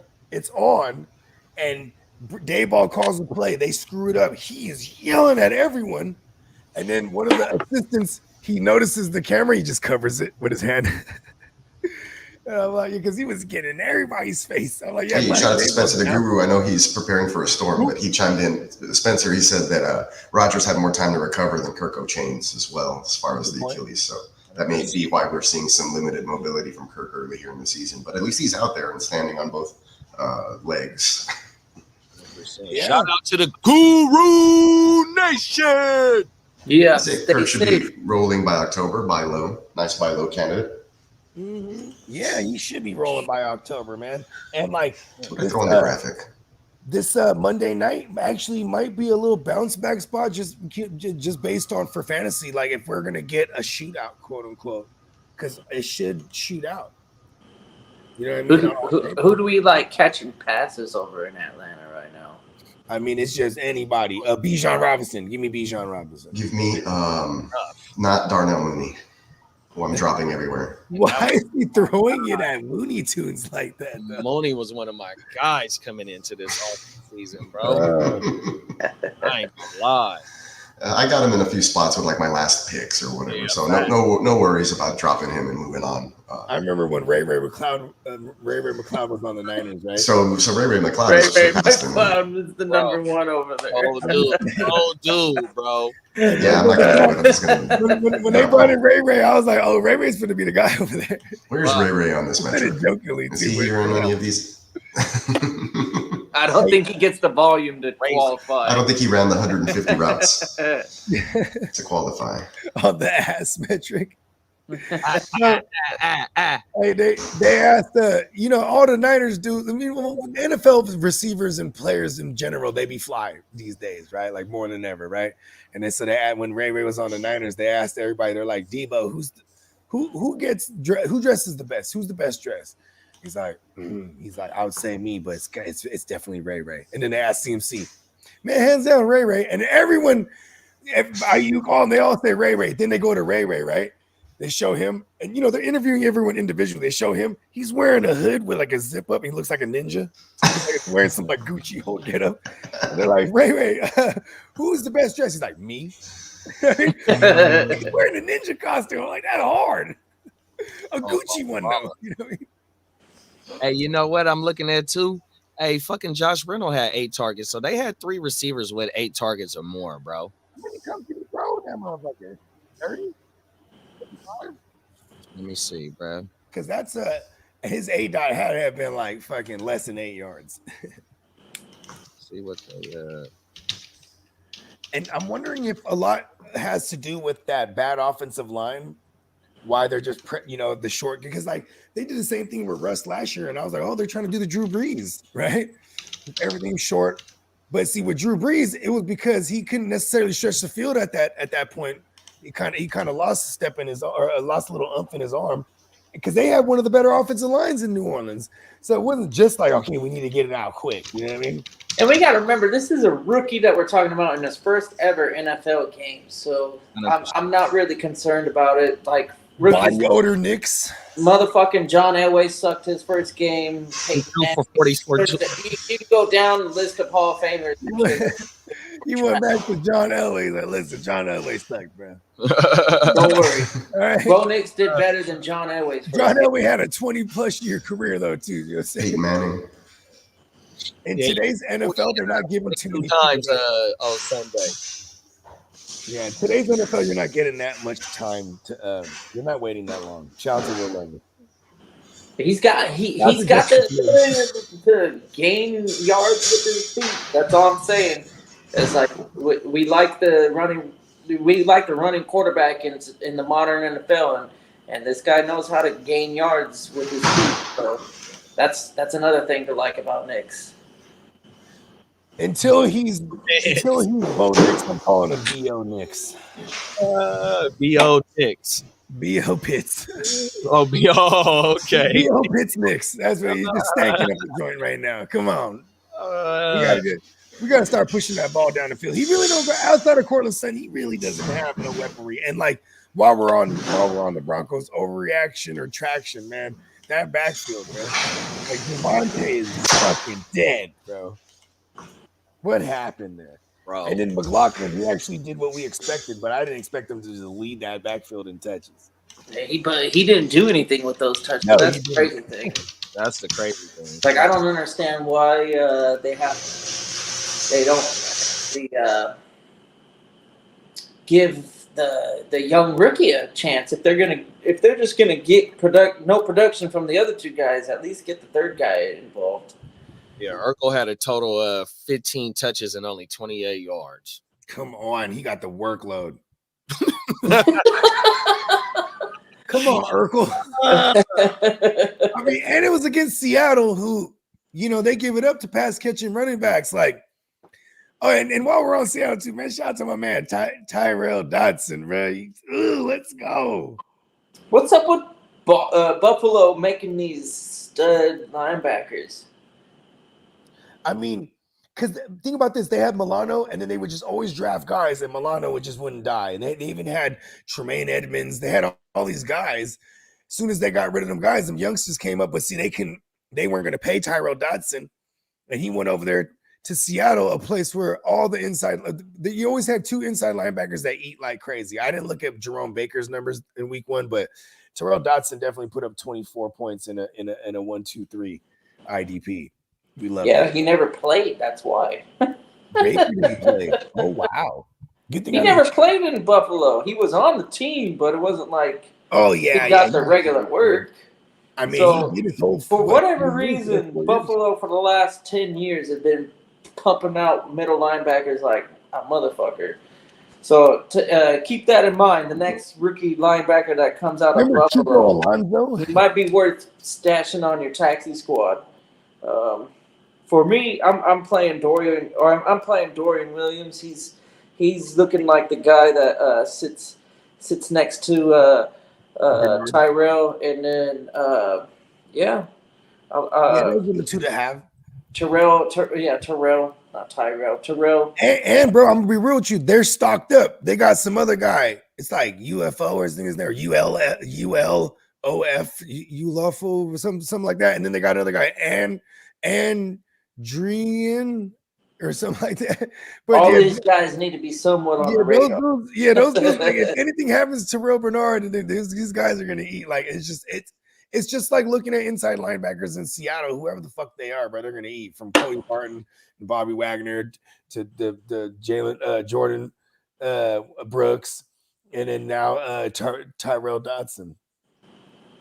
Yeah, look out for Derek's boy some love too, though. First, Eric Kendricks balled the fuck out in Dallas, and then DeMarvion Overshown. We was talking about him. Yeah. Oh yeah, Overshown. That's what you want to go try and look for in the IDP league. Yeah, and it wasn't Damone Clark, which is crazy. It was this Overshown kid. And is he a rook? He's got a pass rush here. He has the pass rushing abilities that really pad your stats. If he can get some sacks, half sacks, most IDP teams get the tackle for loss, so he's going to be involved in that game. But Damone Clark, he's kind of like he should be in the middle of the field, whereas Overshown is more of an outside linebacker. And they have he's gonna get at the QB. I'm not mad at that though, because that's if he has the dual designation in sleeper, you know what I'm saying? As of right now, he's labeled just as a LB. Oh, just as an LB. Yeah, okay. and he's only 16% rostered on sleeper. Yeah, he's worth the pickup. I'm definitely. I mean, this week against the Saints too. You know, what I mean, their line's a little. They're getting the ball out quick, so they're what I mean, because they're under duress. You know what I'm saying? Except for last week against Carolina. Yeah, who the fuck is number 22 that got open in the middle of the field? Or who? The Saints. Oh, that's Shaheed. Oh, Shaheed is 22? Yeah. The running back. That's crazy. What are you wearing 22 for? Whatever. They wear whatever number they want these days. Yeah. It's available. Oh, I think the whole thing is if you want a new number, you have to buy out the existing stock of your jersey. Yeah, I did hear that too. Yeah, so yeah, like so Dalvin Cook, I remember when he got that's a grip of money, man. Jerseys go for like 150, 160 bucks. Yeah, you gotta get the existing stock out that's not like out there in stores yet. So yeah, so say, you know, you go. Is it just in the team store or is it over the? I have no idea. I just do remember Dalvin Cook when he got his bag in Minnesota. That's crazy number. You know what I mean? And it wasn't like that's his the type of money these guys be making. They're like, yeah, I'll buy all my jerseys. That's okay. Yeah, Debo did it. Debo did it because he changed. Yeah, he did. He got the number one. He looked good on him. He I knew like the number one on him. He got hella millions. He's like, I'm the number one wide receiver here. Thanks. Fuck Ayuk. It's all about Debo. Hey, he knew that he was gonna get that $21 million check, bro. That's why he changed that motherfucking number. He got 21 million up front this year, boy. Let's go ahead and buy all those jerseys. Come on, man. Fuck it, bro. We'll donate them. We'll send them to a third world country so they know Mexico's gonna have a ton of number one Debo Samuel Juniors. Oh no, senior. My bad. Everything. He's a senior. He's a senior now. Okay. He is. He's got senior on the back of his jersey too. It's badass. Yeah. Hey, Woodrow, shout out to Woodrow, man. Hard to start representative AOB champ, man. Hey, he calls Debo, aka D-Ho. Oh, everything. Funnier than a motherfucker, bro. Oh, yeah. Wow. Yeah, I saw that number one. It kind of was like, whoa, number one. I see what you're doing. I am the fella, huh? Yeah. That's the only reason why you like number one is like, I'm number one. Because in the Little League team, number one is the smallest little dude, right? They go number one and then all the way up to the bigger number. Bigger number was the fat kid that was tall. And then number one was the short, skinny kid. You know, but Debo, he's the guy that comes through taking everybody's chains. Oh, everything. Pot, Suge, and Pot. That's who Trent Williams is Big Suge Jr. and Debo is Pac Jr. No, IPOC is Pac the third, and then Debo is Jr. Yeah. Oh my God. Isaiah Pacheco, I'm just gonna start calling him Machiavelli. Fuck That's it. Machiavelli. Fuck it. Oh my mama, he's Machiavelli. Shout out to IPOC. Shout out to IPOC, man. Hey, off top, you already know, big bro. Come on, man. Facts. Man, I wish I had more Isaiah Pacheco in redraft. I couldn't get to him this year. Too many people are aware. He shot up boards, bro. I got to him, right? Yeah. Everyone gets to him before me. Well, I wouldn't have got to him if I had my right spot. If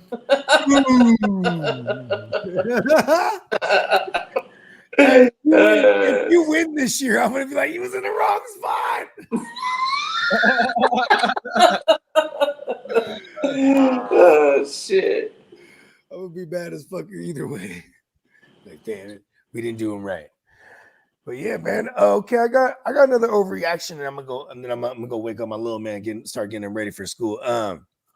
Okay, the overreaction is the Sam Darnold thing, man. Overreaction or traction? I'm gonna go with traction. I mean, you and I had already talked about this. We wouldn't be surprised to see him be like the dark horse, like sleeper of fantasy leagues. I like the situation. Everybody was clamoring over the JJ McCarthy because of the situation that he was thrown in. So why not feel the same about a dude that's been there, drafted in the first round? He's got, I guess Addison is questionable, but we can anticipate him coming back sooner rather than later. And then Aaron Jones, I'm sorry, not Aaron Jones. Aaron Jones, he did look okay, and it wasn't 18 total touches in a positive game script. what do we call him? The Donald Schwarzenegger. Yeah, Donald Schwarzenegger. Yeah, I got the Terminator up on the screen right now. Yeah, is Sam Darnold the Terminator? Yeah, I'm buying into it. You didn't have to pay to get him, and if he's still sitting out there on your waivers, I think he's worth a claim. You know what I mean? Like, anybody who has Sam Darnold, you got him at a fucking cheap ass fucking price. Even in a super flex league, you didn't have to fight for this guy; he fell to you. So, 200 yards, 208. Yep. Oh, one tug and a pick.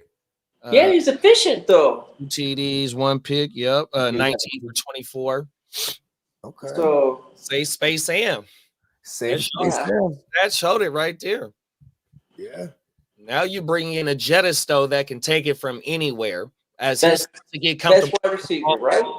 Yep, as he starts to get comfortable in this offense, and O'Connell shows or sees that Safe Space Sam is starting to get comfortable, we might see a little bit more up out of him, as the season progresses, 100%. And then Lee let off the show. Shout out to the ear to the streets. He let off the show that Addison is supposed to be practicing this week, so that ain't too bad of a too much, bad of news, because he's gonna have his second go-to guy on the other side. He's gonna be battling in court. And fucking Jalen Naylor. I think Jalen Naylor was a recipient of one of those 2 TDs that fucking say so yeah, man. As he progresses, you might want to have him in a single QB league, have him on your bench. But motherfuckers in super flexes league, like how Kid has said, man, if you got him as your third quarterback or even as maybe as your second quarterback and you waited super late, because he was going super late in super flexes, he wasn't no high priority like that. That motherfucker was going around where the brisket was going. Or within only a couple of rounds of each other. I kept forgetting that Sam Darnold existed in those super flex drafts too, until someone drafted him. Like, oh, that's right. Out to damn, who was it that got Safe Space Sam in the Jim Wealth? It was one of the Bears Brews and Bros that got him. Yeah, it might have been late too. Yeah, probably. It sounds like Sweetness. It sounds like I was Sweetness written all over it. I think it was one of the Bears Brews and the Bros. He got shout out to Sweetness. Bro. Shout out to Sweetness, bro. I'll be right back.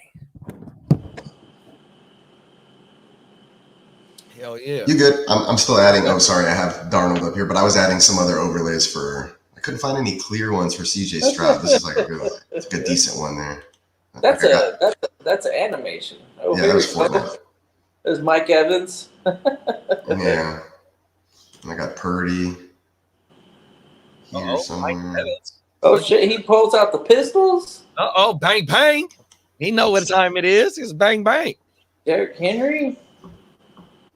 Hey, shout out to Bake Slides. He did say they played the fucking Giants. They ain't got nobody. That Herbert in college? Sure. Oregon. Alvin Kamara. Come on now. That's Josh Allen. Yeah, it's a pretty bad Josh Allen. There we go, Jared Goff. Goffle. Hey, TJ Awful said you got a Uncle Skip. I should have another one here. Let's see. Stephon Diggs. Uh-oh. He's eating a turkey leg. He must be doing good on the Thanksgiving game. A turkey leg with a Gatorade too, bro. Right? That sounds actually pretty decent after a game, I'm not gonna lie. It's a Thanksgiving game. That was from the Thanksgiving game. Yeah. Well, I got some Lamar here. I'm gonna save this one. I'm just gonna get some images to that way we have them for whenever these guys are tearing it up or we're talking about them. Old school JJ Watt. Oh look, there's another Tyreek. I like the one we have already though. Tyreek, man, that motherfucker, man, they did that boy wrong, man. Fuck. Let me shut up. Yeah, they did, didn't they? Yeah, some of these cops just have to little. They need to have a little bit more composure and not do the power trip shit. I know. Oh, look, Chase. Like there was no threat. I mean, even if you're not comfortable with it going your way immediately, it's just like, dude, just chill, bro. Just kick back on everything. You got like 10 guys behind you. What are you gonna do? Fucking. All right. Who's this? Devontae? Can't even tell some of these. Let's see. I think I found a better JJ. DK Chase, Stephon 2, JJ Lamar. Who's up in the comments? I got Uncle Jerry. No. That's a good one. It's too funny. Let's see here. There's Chase. Maybe get some better quality ones. Whoa. There's another Stephon. There's Jettis. That's a good one. That's clean. Rockabye baby. Here's DK with a rare W. Uh-oh. Fella. And then Lamar. Look at him, fella. He throwing up the W for the West, though. Oh, everything. Oh. And then we have the classics that we already had here. We got the Waddle, Kittle. Oh, did you see what Kittle threw up? That is crazy. Oh, no. Oh, shit. Why's he got no? How come? Where's his hair? had the long hair. Kelsey. Everything. Kaboom! Oh shit, that's the best. Oh shit. Dak Prescott. Why do you gotta look like an idiot out there? You didn't have to do much. Yeah, I'm gonna replace this Josh Allen. I'll keep it for now. Oh, I gotta take that. Okay, let me see. I think I got some more overreaction or tractions. Let's go Brandon Cooks. Brandon Cooks had 7 targets, 4 receptions, 40 yards, and a TD. Let me see what his snap share was for this week. Let's go Cooks. Snap share. Let's see if he stayed on the field a lot. Cooks, he had a 79% snap share, 7 targets, 4 receptions, 40 yards, 5.7 yards per target. He's 88% rostered though in leagues, so he's not on the wire. But how do you feel about his usage in this offense? I expect Fergie to become the number 2 guy, where he was last season, but It was actually a stronger showing than I was anticipating. So getting the tug out of the first game, uh, I'm not mad at it. Do I start him? Maybe it's more of a matchup based start rather than a plug and play. Like just be aware of where the team is health wise. If Ferguson is going to be playing this week, then maybe I know it's fun to chase touchdowns, but is he going to be that consistent dude over there in Dallas? I'm not 100% confident. There's no reason to drop him. Like you said, he's already rostered in most of your leagues. So if you have a Brandon Cooks and you want to go out and grab a Jordan Mason who's on the waiver wire and you think that you're going to get better value out of Jordan Mason, then maybe try and not drop your wide receiver and drop your defense or your kicker over to get the Mason. I wouldn't just go out and drop Brandon Cooks. The production isn't going to be consistent. We know that, but the one touchdown is a nice little showing. I wouldn't start him on a weekly basis though. No, he's not that type of fantasy asset at this moment. Even in a shallow league, or especially in a shallow league, I should say. Even in a deep league, I think sometimes you can get better production on your roster even from a dart throw, like a Greg Dortch. And that's what I was going to ask you. I'm glad you said that. So in a deeper league, who would you rather start if you need to? Brandon Cooks weekly or Greg Dortch weekly? I as much as I hate the Cardinals, I like the idea of Dortch. He's the torch, like he's one of those guys that just takes the top off the field and can get that big play. Even we know Kyler's got the big arm, and if defenses are looking at Michael Wilson and Marvin Harrison Jr. and the run game in particular, they're stacking the box. That means it's going to be a lot of one-on-one situations for Dortch, the torch, and there's not a lot of defenders that can run with that guy. So I anticipate him having games like he had on a more frequent basis than what Brandon Cooks just had. Cooks is going to fall into a role-playing target, not necessarily. He got four catches for 40 yards and a tug. So is he a red zone option? I don't know, because you got the backfield of Dallas. Are they really that terrible? Maybe. I'm not confident that they are that terrible. Ferguson, whatever happened to Ferguson this week, I wouldn't trip on it. I think he's gonna bounce back and eventually be that. Of course, CeeDee Lamb, like one of the top receivers in the NFL.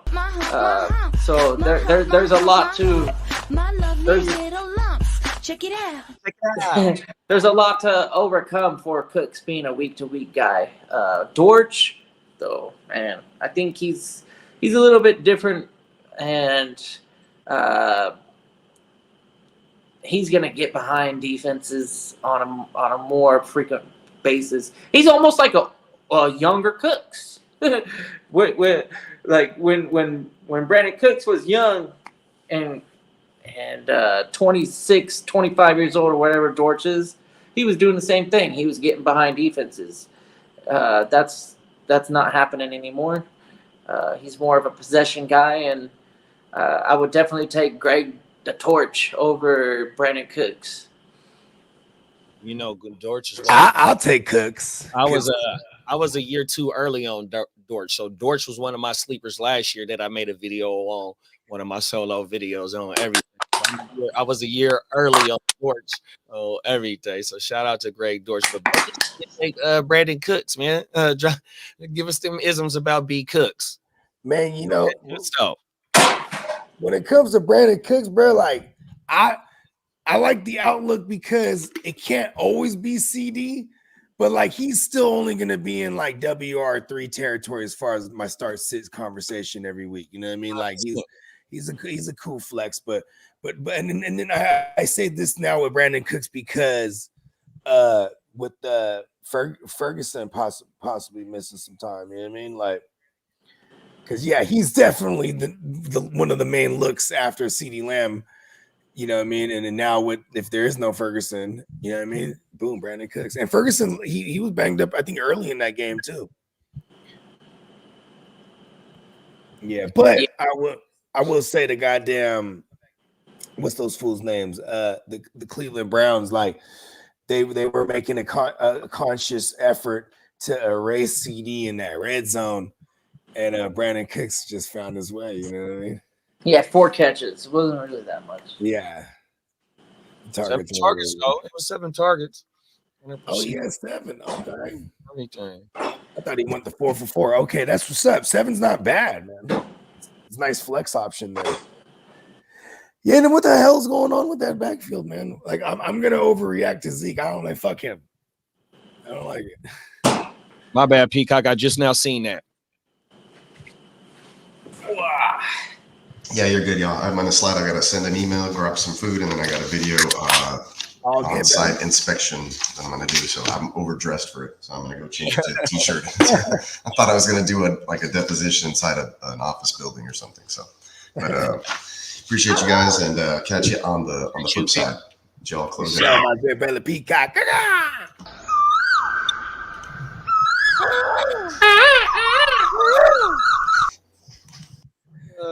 Peacocks are kind of badass. If that's the sounds they make, they kill snakes and all sorts of fucking bad news for your garden. So yeah, if you got some peacocks, they're not like foragers for little plants and shit. They go out and they try and get some meat. Oh, they're eating some meat. They're eating some meat, bro. They're strutting around, huh? Is that a carnivore that eats meat? Pause. Yeah. Yeah. 100%. Hey, we got a question in the building. Shout out to Z Smitty, man. Good looking for tapping in. Make sure you hit that like and subscribe, big Brett. He say, should I pick up Alexander Madison or Tank Bigsby? Leading Bigsby for the upside. What's your thoughts? I like the Bigsby pickup because if anything happens to Etienne, it's all Bigsby. Right. But like Madison, as it seems right now, he has a standalone role, but I still don't want to get off the fact that I think Zamir is going to be a load carrier over there. I can't get off that after week 1. They haven't pushed me off that yet. Yeah, I'm gonna agree with you on that take. Even though Madison might be the receiving back in that role, you know, even though we might not expect the Raiders to win too much or be up in games. That's a good point. Madison might get, you know, a standalone PPR value 100% for sure, but the tank for sure about the how I was saying earlier about trying to save Etienne later on for down the road 100%. And with them 12 carries that he had for them 70 yards, you know, we can't expect that every week, but like how big Bogey said, bro, he got a little bit more upside if anything was to happen to Etienne 100%, bro. And if something was to happen to Zamir, it'd be a 1-2 combo over there, which probably it might be over there in Jacksonville if something was to happen, but he would get all the carries with Tank. And like that touchdown is really all that people is seeing with Alexander Madison right now. You know what I mean? Because yeah, he might have outsnapped Zamir White, but there was really virtually no work in that backfield, period, in week 1. So I think it'd be a bit of where I think the Bigsby thing has a little more traction versus an overreaction on a Madison. You know what I mean? I really need to go watch this film on Bigsby. The Jacksonville and Miami, right? So yeah, I need to watch that game. I didn't watch. I watched 0% of it. I haven't seen any highlights other than actually I've seen the 80-yard touchdown Tyreek had, and that was it. Our good friends out on YouTube, they got all the condensed versions of the games. Yeah, I'm gonna tap in and I'll watch it. I didn't tap in. I haven't had really the time to do any of the background. And you know, that's the cool thing about this Tuesday is that we get the one day after all the games to like do our research, because tonight, you know, you have to put that claim in for tonight, and it's really good when you get it right. This is one of those situations where it's like you're gonna feel really good being right, and this is a good question. Shout out to Smitty. You're thinking really. These are high end thoughts right here. Getting Madison or Bigsby. To me, I'm going Madison just because I have more faith that Alexander Madison has a role where Tank Bigsby. If it was a game script or something like I was saying, I was like, I don't know if ETN got injured or something happened to ETN where they had to like start splitting carries, but I think ETN is a guy that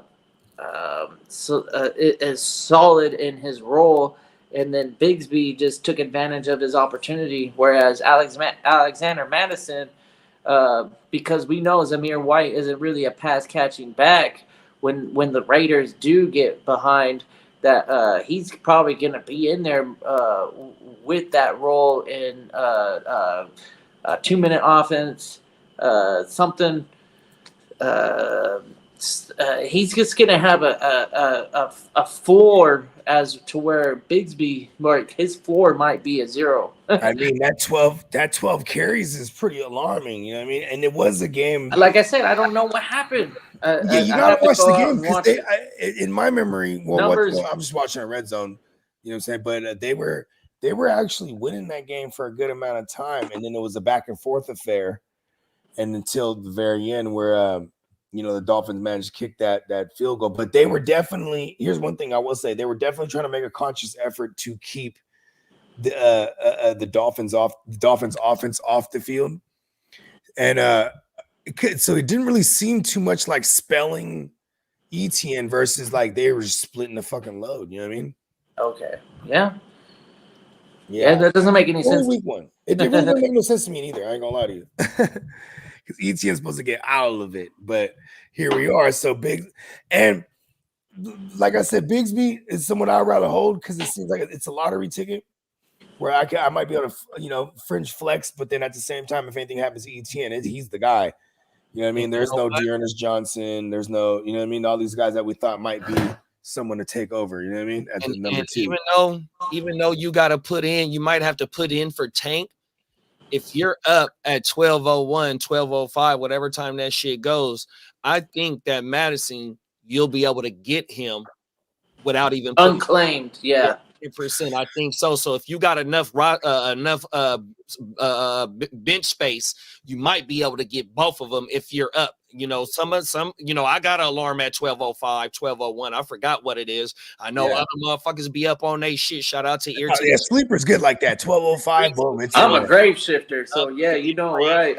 I'm usually putting in my claims at 11:30, going, oh, okay, what do I really want? I got no waiting.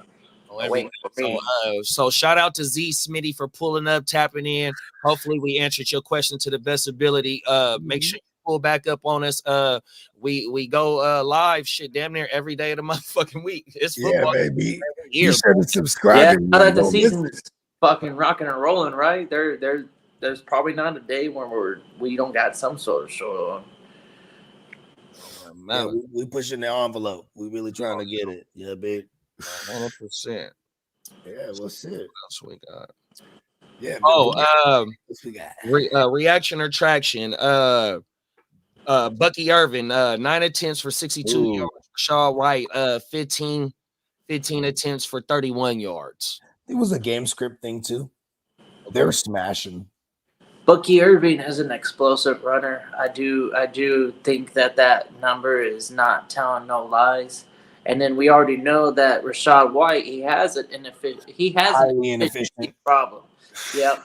He And needed the ball. but the good thing about Rashad White is that he's not going to fumble the ball. I don't know if he did this week, but usually he don't fumble the ball.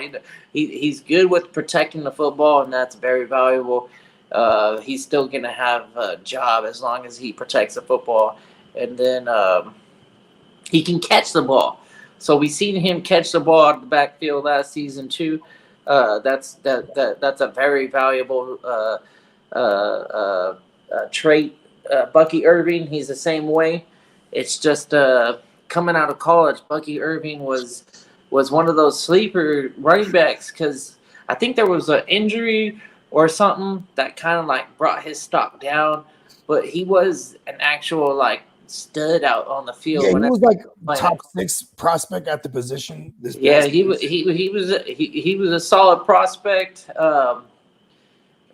Look for Bucky Irving to earn a role in that offense. I don't think it's going to be the Rashad White show solo. You know, efficiency does matter. So as long as you got a guy out there that can come out and be good, it's almost like, not comparing it because it's totally different, but remember when the Chargers had LaDainian Tomlinson and homeboy Mike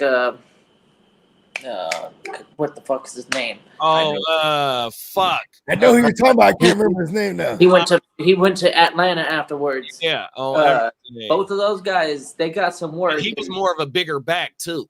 Yeah. So Rashad White could be the homeboy that went to Atlanta, and then Bucky Irving. Not saying that he's a LaDainian Johnson. That's crazy, but those numbers are kind of like LT-ish. So he's getting a lot of work, LT though too. That's the thing. Like, and he was really efficient with the work. Rashad White. That's what worries me. Like you just said, Michael Turner. Michael Turner. There you go. Wow, that's a good callback name right there. Bakesalai said Dallas had 6 sacks in that game against the Turd Nuggets. That O-line is terrible. I'm surprised as well as he did. Yeah, they fucked the Browns during that game that both of their starting tackles was out as well. Yeah, Jedrick Wills and Jack Conklin were out for that game, and I don't think there's a good a timetable for their return yet. You know what I mean? So, yeah, the Browns are gonna have a rough go at it on Pass Pro this year, man. 100%. Yeah. I got one more. With J.K. Dobbins doing as well as he did on Sunday, he's available in 49% of Yahoo, which that means he's unavailable. And 92%. Yeah, I would prioritize him if he's available. So is he a high trade candidate? You know, early on, is he one of the highest trade candidates for early on for I mean, overreaction or traction? I'm gonna give him some traction. I would give him traction too. Yeah, absolutely. Yeah. Trade candidate though. What are we getting for him? Shit, I don't know. I mean, you gotta go to like the Javonte, the guy who's like you gotta go. This is what you gotta do. You gotta go to the 0 RB teams because the 0 RB teams, if they ended up with the Zeus Whites, I'm doing a Godwin, Javonte's, or I would. If the Godwin owner wants to fucking trade Godwin for J.K. Dobbins, I'm doing that. Okay, 100%. I might even, and I know it might sound a little ugly, but because I don't think anyone's coming off of Godwin right now. I mean, he has Godwin in his name. First of all, but I mean, shit, man, it sounds kind of ugly. But Terry McLaurin, like, I would buy like this. That's definitely someone I might try to flip a JK if I needed a receiver. Because like, here's the thing with J.K. Dobbins, I will point out, like, he had 2 big runs, and he definitely ran out of gas on them. You know what I mean? And I don't know if that's him just getting back. He hasn't played football in like 2 years, pretty much. So, yeah. I mean, if he's only going to get better, I like J.K. Like, I'm trying to, but I'm also a stickler for selling high. If I had JK and you know, you obviously would got him in the double-digit rounds, I'm flipping him if I had him. But if I needed running back, I'm hella happy to have him. I'll tell you that much. I mean, the outlook looks good for him if he's going to get the bulk of the work. And they did early in the offseason say they were going to go with like a bit of a hot hand approach, but they kept saying Gus Edwards is their guy. It didn't look like that. So. Yeah, sometimes it like they say things, and then they roll with the hot hand. So obviously, fucking JK had the hot hand and was able to have that extra juice, so to say. Yeah. I mean, when they were going like the outside stretch runs and stuff like that, it was JK. You're not doing any of that kind of stuff with Gus. Gus is like, you're gonna pound it up the gut, and you can't run up the gut on the Raiders this year. That's one thing that we saw out of the one game. Shout out to one of their free agent signings, Christian Wilch. Yeah, they made sure they're gonna clog that middle up, and you're gonna have to go around the edges on them. They both had JK had 10 attempts, Gus had 11 attempts, but fucking JK had a 62% snap share, I think it was, or something like that. And whatever touches he got, his 10 touches yesterday, you can go ahead and add that to what is it, kiddo? His career touches, J.K. Dobbins, 200 and something like this. He hadn't had 300 touches in his career.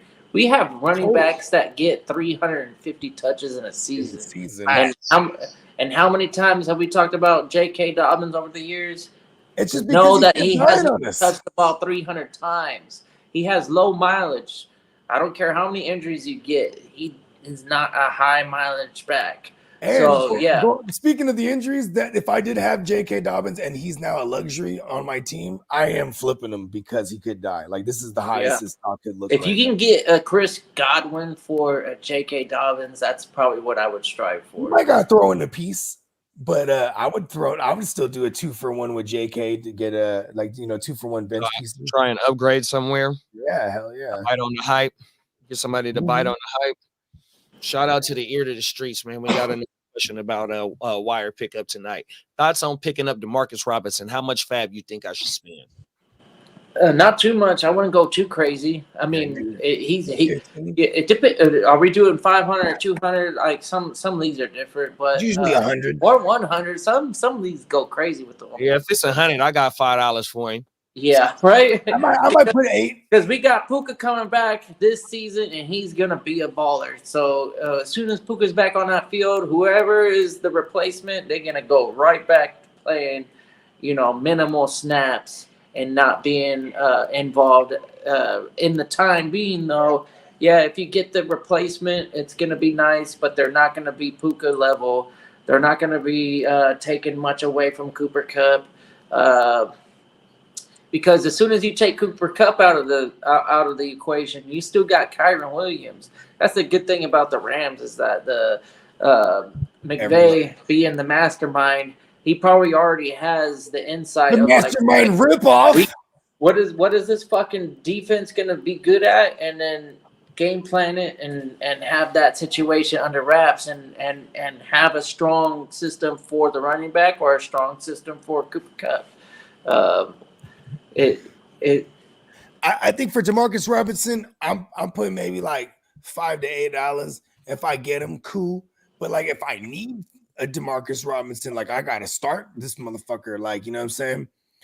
Maybe put like 15 max. Cause like that's the thing is he did flash. Yeah. But here's another theory I have. Is like you can just go ahead and maybe even put in a claim on Lazard for nothing, next to nothing, if you can't get a, because if you're without Puka and you need some kind of receiver replacement, I mean, I'm not gonna blow hella fab to get a DeMarcus Robinson. You know what though? I think cheaper options I might be able to plug in for 4 weeks. I think the reason why he's answering that question because he's trying to get ahead of the curve.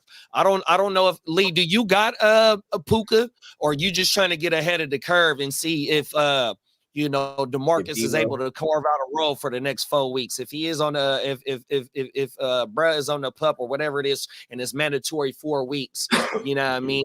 I understand the $10, but like how Bogey said earlier, though, if it is 4 weeks or 4 to 6 weeks, he has to sit down. Maybe even Whittington, and you might not even got to spend no money on him. If it is, it's going to be lesser than Pook. I mean, fucking Robinson, 100%. I'm almost not going to be comfortable throwing any of those guys in there, so to speak, unless I'm in like a real bind. If you're in danger of starting one of them this week, you're all right. Up. I think that's why I'm saying I think he's trying to get ahead of the curve by trying to grab one of these dudes just in case somebody does carve out a role for the next 4 weeks. 100%. And I'm always trying to. He said he does have Puka. Okay. So yeah. Yeah, maybe even a couple dollars on DeMarcus Robinson, a couple dollars on Jordan Whittington, and you know what I mean. Just if you can get one of them, because I'm pretty sure you should have someone else to plug in over a demo, even if you do acquire DeMarcus Robinson, right? Like losing your maybe second round pick, right, in Puka. I'm pretty sure you still have someone to plug in unless the draft went all the way awry for him. You know what I mean? Yeah. Yeah, because DeMarcus Robinson, it's like a flex play. Tell us who your wide receivers is. Ear to the streets. Ray McLeod, man. He's out there. If you want, go cheap on it, and then fucking put a 0 in for Ray, and you probably will get him. Mm-hmm. Shout out to Bakes a lot, man. Bakes a lot say, that Rashad White saw someone get killed in front of him at 11 years old, got guns pulled on him in a basketball court twice, and even worked as security for Coachella Festival. He sounds like he's from the street, so he has a soft spot in my heart. I'm rooting for bruh to do great things. Yeah, man. Shout out to Rashad White. Shout out to Rashad White, bruh. Man, that's like Isaiah Pacheco's story kind of got me too early on when you just told me that. I never knew that about bro. Yeah, he's from Patterson, bro. It's a rough place. You know what I mean? Like Patterson gets down. Hey, shout out to Saint Garland. My bad, bro. If I'm pronouncing your name wrong. It's like cigar, but Figar land. Figar land. There we go. Hey, shout out to the Big Fig. Hey, appreciate you for pulling up, tapping in with us. If you can, drop a like. Go ahead, subscribe to the channel. He says, give us your thoughts on Drizzy Drake London, the 69 God.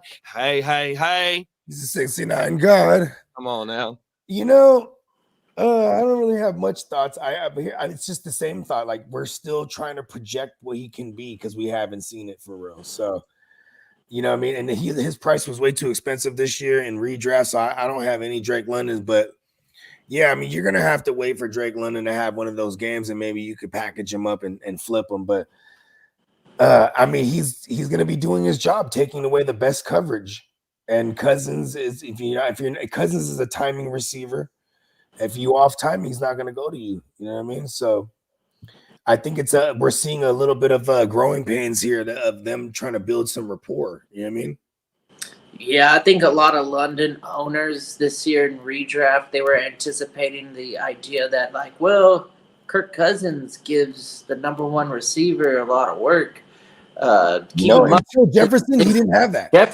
Jefferson is until Cousins had Jefferson, he's never really had a number one guy. Jefferson, Diggs was high with Cousins. You know what I mean? But I think a lot of people were looking at London as the Jefferson in that system, and that's just not a true comparison.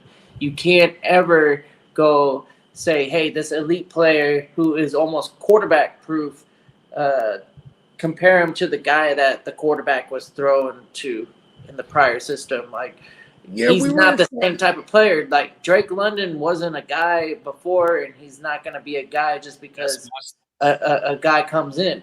So you don't ever compare London and a Jefferson, which I think a lot of fantasy managers try to do. They were like, well, he might be the Jefferson of Atlanta. I'm like, no, you can't do that. Jefferson is Jefferson. He's going to be Jefferson in any type of fucking system and with any quarterback because he's the leading receiver in terms of like production for rookie to whatever season Jefferson is. He's the fucking number one ever.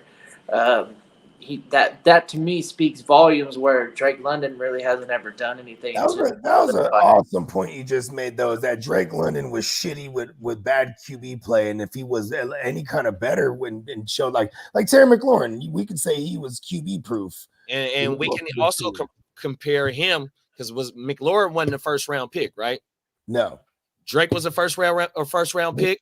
Yeah, Garrett Wilson, first round pick. You had the Milk Slayer and other motherfuckers for the last 2 years, and that motherfucker still commanded 140 targets, 130 targets, with 90-something receptions last year. I think it was 80-something receptions last year. So if you want to compare shitty quarterback play on top of being a wide receiver, being drafted in the first round, which is AKA your potential and what you can do with and without good quarterback play, but you want to say what you want to say, you know what I mean? I've never been a Drizzy Drake believer, you know what I mean? Coming into this offense was one of my busts just based on the ADP. And you see what Peacock says is I don't think it's going to work out for Drake and where everybody drafted him at. And also he said London is a nice place to visit, but I wouldn't want to live there at the high third, low. The food sucks. Well, it ain't you ain't eating good if you're living in London.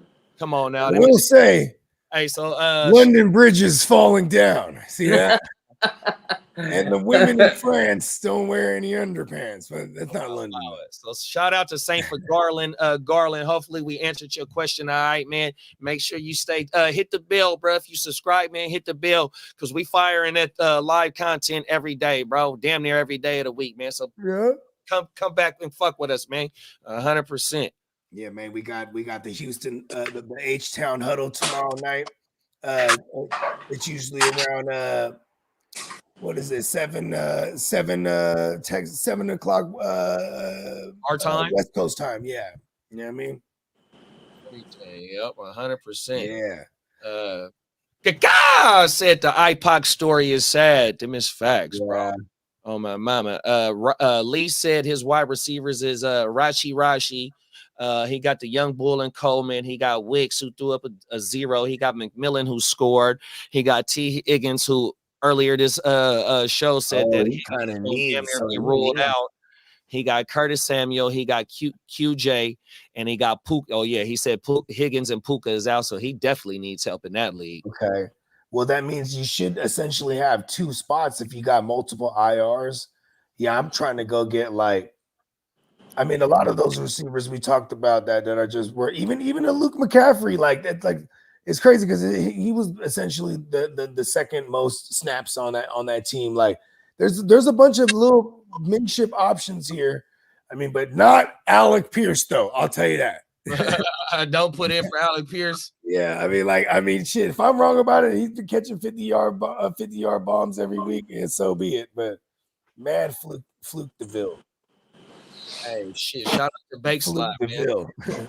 Bakeslot dropped it, and he said Lazard went up against Reed, Lenore, and Ward, Super Bowl level secondary, and still came up with great production with a whole year to work with A-Rod. He should be the highest priority for waivers on my mama.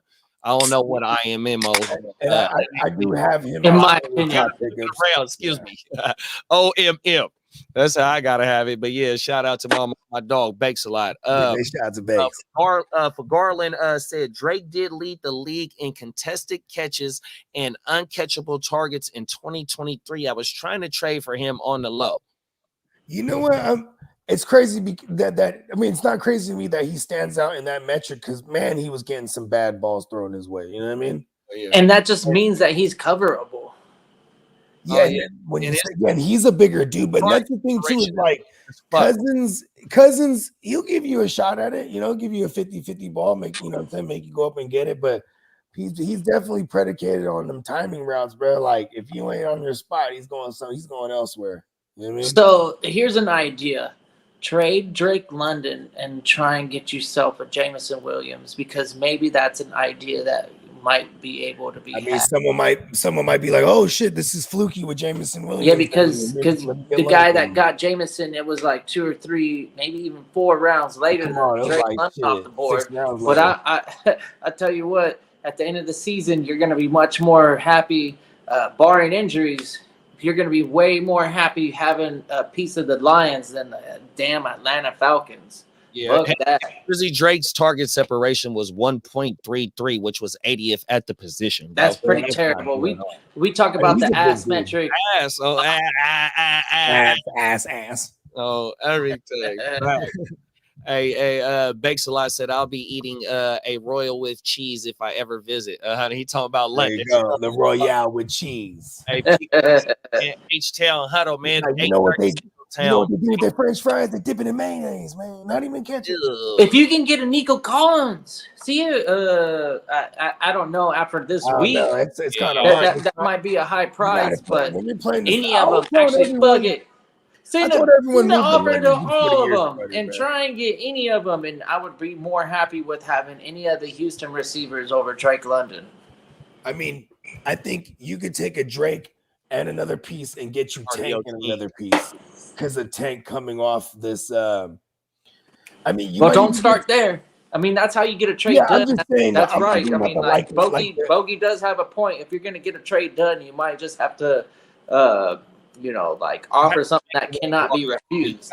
I would start high, like you said. If I'm going to always aim high, and then, but I'm thinking, I'm also thinking of like the bottom line, right? Like, okay, the bottom line offer. If I'm targeting the 3 receiver, one of the 3 from the Texans, like. Maybe Diggs. I would start with Nico. They're going to deny it, I feel. You know what I'm saying? Because I don't think I could package up London right now and get a pretty-ass looking Nico Freako. Diggs, there might be a person who has Diggs that might be thinking about selling high. Like, oh, he only had the 2 touchdowns and 40-something yards. Okay, let me try to, tear up to a London. But see, you got to find the perfect match. Someone who feels like London is a tear up still. You know what I mean? Like Tank having a meh game for fantasy, so to speak. I feel like someone might be like, hell yeah, I'll go from Tank to London. You know what I mean? Because I would hella never have London and just wait and try to get a Tank if we were to do it all over again anyway. Come on now. Yeah. I mean, the London thing was just far too expensive for something we haven't seen. And like, look at Drake London and Chris Godwin are right next to each other on the ass metric. So I'm going, let's go Chris Godwin on this one. Like, just out of confidence on roll. But I think it was like most people aren't going to do straight up lateral trades unless they definitely believe that London's a tier. That might not be a lateral trade because Drake London was drafted in the 2nd round and Chris Godwin was had for like the 5th or 6th round. Sometimes you just got to make the decision and do it. Like last year, I traded. I mean, in the long run in Dynasty, it might not sit well with a lot of people, but I traded 1-for-1 Waddle for a Puka, and then I also did a Garrett Wilson for a Puka, but I did it early on. And I had the better fucking receiver at the end of the year. Yeah. Sometimes you just got to read the writing on the wall. I mean, for me right now, because Puka is injured, it's not so hot. But, fuck. I mean. I know, Puka. Damn it. God. Damn it, Puka. For me last year, I won those trades. Yeah. I mean, Penix. Come on, man. No. Good looking Peacock. Shit. Because I have Kirk Cousins. I know. Oh, that's right. In the Gen Wealth. Yeah. In the Nice Guys? Oh, Nice Guys. That's what I meant. I think it's in Nice Guys. Yeah. Yeah. That's what he's saying. Yep. He said also, did you guys see the Will Levis / Best Foods Mayo commercial? Shit is hilarious. Damn, Will Levis. He's really doing it. Damn, good for you, man. That's a big company to be promoting. And he got the bag on that. I am a fan of mayo on my sandwich. Not like overdoing it, but I do like mayo on my sandwich. I got to have extra on my sandwich. I ain't gonna lie, bro. I hate dry sandwich. Okay, yeah. You know what I like mayo for? I be having cotton mouth when I'm eating sometimes. You know? I like the combination. I like adding things to mayo to make mayo spectacular. I don't do it by itself. I'm not mad at that. Unless it's tuna. But for sure, the tuna and the relish and that's spicy. That's all it is. Yeah, boy, I love that shit. The Chipotle mayo. You guys see me eating that hot dog? That's what it's got. It's got the Chipotle mayo on it. Fucking drown that shit in it. Oh, it's so good. Hey, Peacock said, I'll talk about it tomorrow, but Tank was still very involved. He had 9 targets in a game where Joe Mixon saw 33 total touches and everyone else 8. There it is there, bro. Don't be afraid of Tank, bro. But also, Joe Mixon might be that guy. Shout out to 7 o'clock. 7 o'clock said that Joe Mixon will be a league winner. So shout out to my dog. Hell yeah. Everybody on that Houston squad, if you can go get them, for any price right now that is reasonable, I would make the trade. Got the Even sweets. even in the draft, I was trying to get them all. Like I just didn't. I did not shy away from having too many of one squad. Like I didn't need to diversify myself. If I could get all of the Lions and all of the Texans on one team, I would just fucking walk out of that draft so happy. Yeah, I call it the same gang strategy. Bang, Oh, gang, yeah. man. I'll stack the same gang if they're all hitting, bruh. Let's go. 100%. Peacock dropped another stat for us on Tank. He said Tank's total opportunities were 9, 7 targets, and 2 carries, bro. Wow, so you actually got the skill guys. On everything. It was just that Diggs, Nico, and Jay Mix-a-Lot boys started going crazy. And Stroud. I mean, Stroud is the catalyst to the whole offense. The Stroud family. I love Stroud. Stroud family, my mama, man. Yeah, man. Shout out to Texas, bro. They killing it. I ain't gonna lie. I'm mad I don't have more than all of them. I need all of them. And the Lions too. And only they put up 29 points on Sunday, so only 1 point away from scoring 30. They're gonna hover around that 29 to 30 points every fucking week. That was my prediction. I was like straight up, like if anybody's gonna average the 30 points, on my mama, it's a goddamn game. It's them Texans. Boy. And you know what else? To double back on your stat, I wanted, and I got it written down in my books, but it was they put up 30.6 plus, or it was either at 6 or over 6 times last year, bro, without Mixon and Diggs. 100%. Right. You know what I mean? With the Tank going out, bro, during the season. 100 they floated around 30 damn near a quarter of the season. They're gonna get the ball back in their hands a little bit more often because the pressure is going to be at a high rate. The two edge rushers and the D'Amico Ryans fucking defense, bro. Like, forget about it. Like, if you're an offense going up against Houston, you better get the ball out quick because those boys are coming for your head. Right. Yes. You ain't lying. I'm gonna go grab my little man up. He's about to dip out. Yeah, right back. Peacock said kind of a mediocre game for Stroud, and he still did pretty well. 100%. Yeah, he still finished in the QB1 range.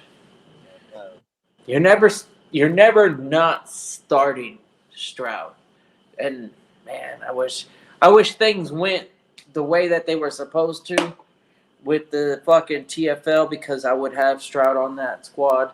But I ended up taking Jordan Love at the end. I got the 12th overall. I picked Love and then came around and had Amon-Ra available. So I was kind of happy about that. I was like, oh, okay, cool. I can get Amon-Ra and Jordan Love.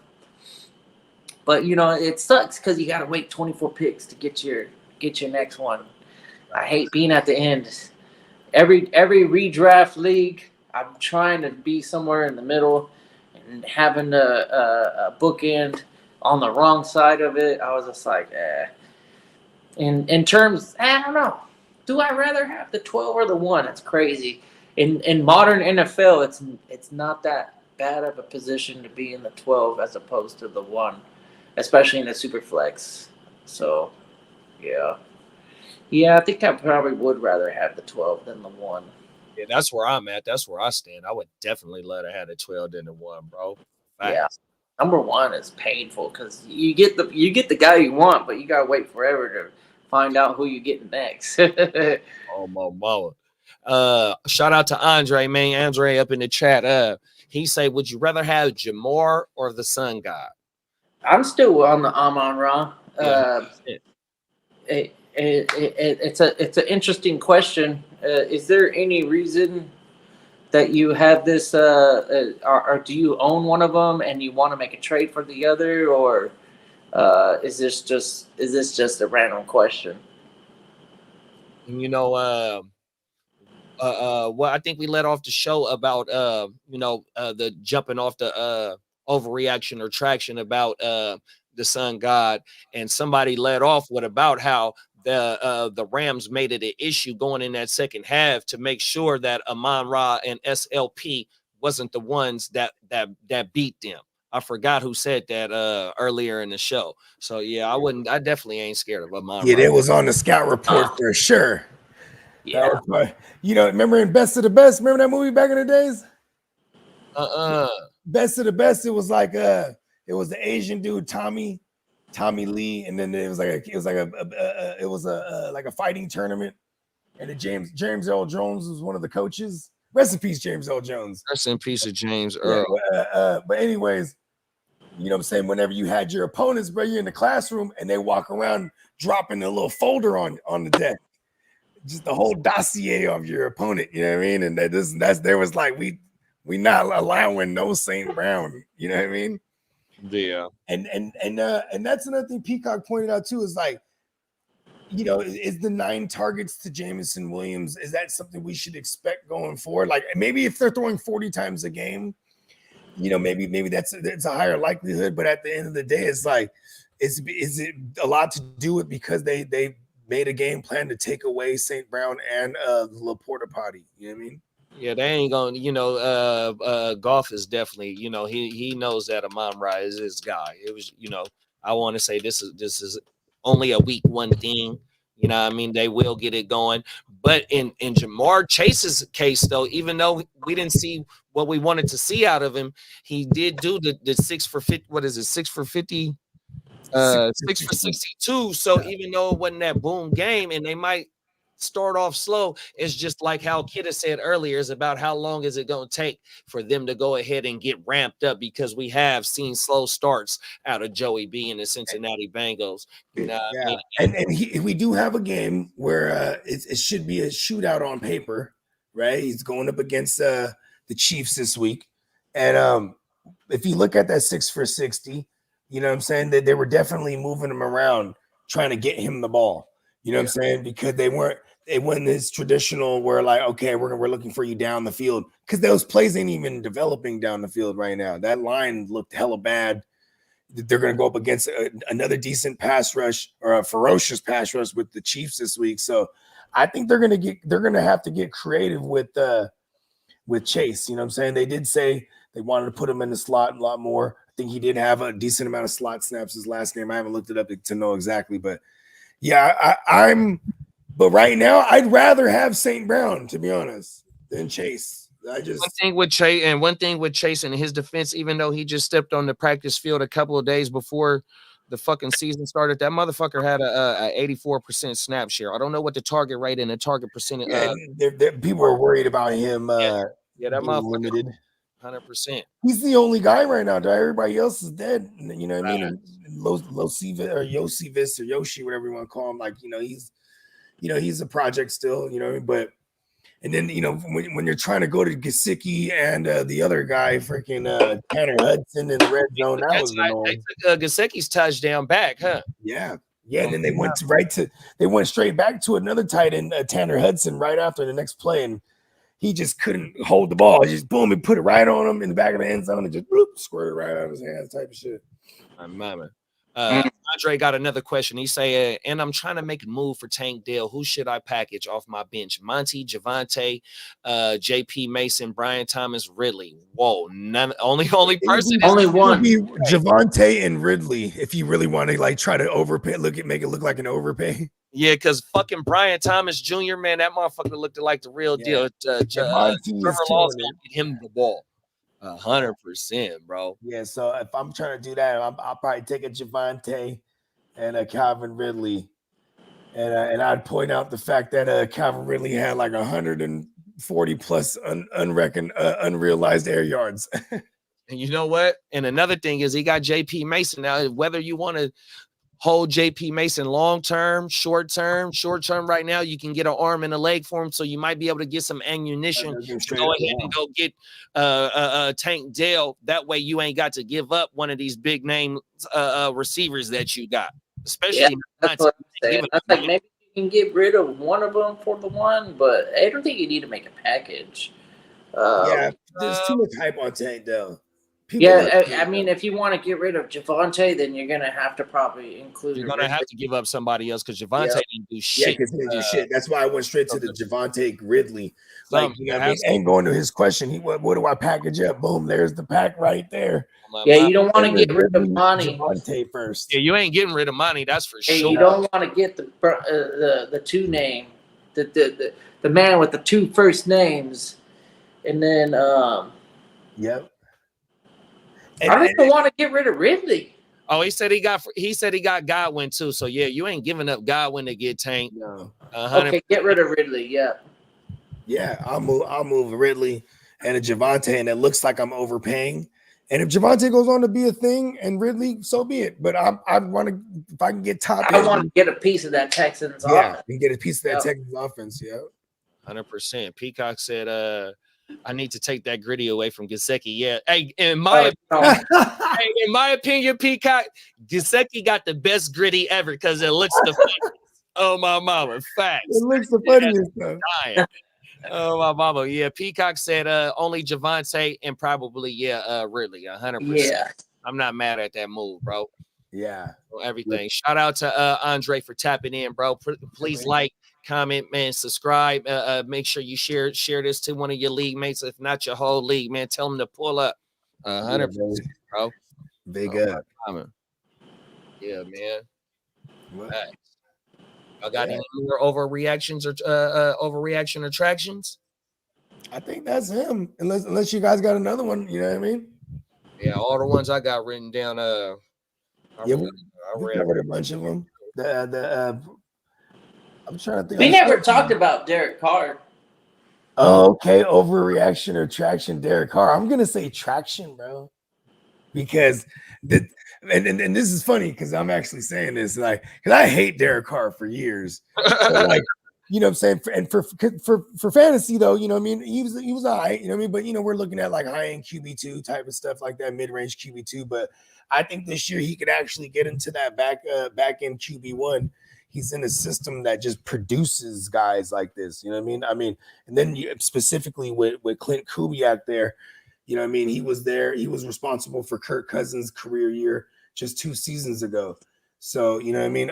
I like that he's there. And we saw it look really good. Granted, I'm channeling the thought process of Peacock right here. It was against Carolina.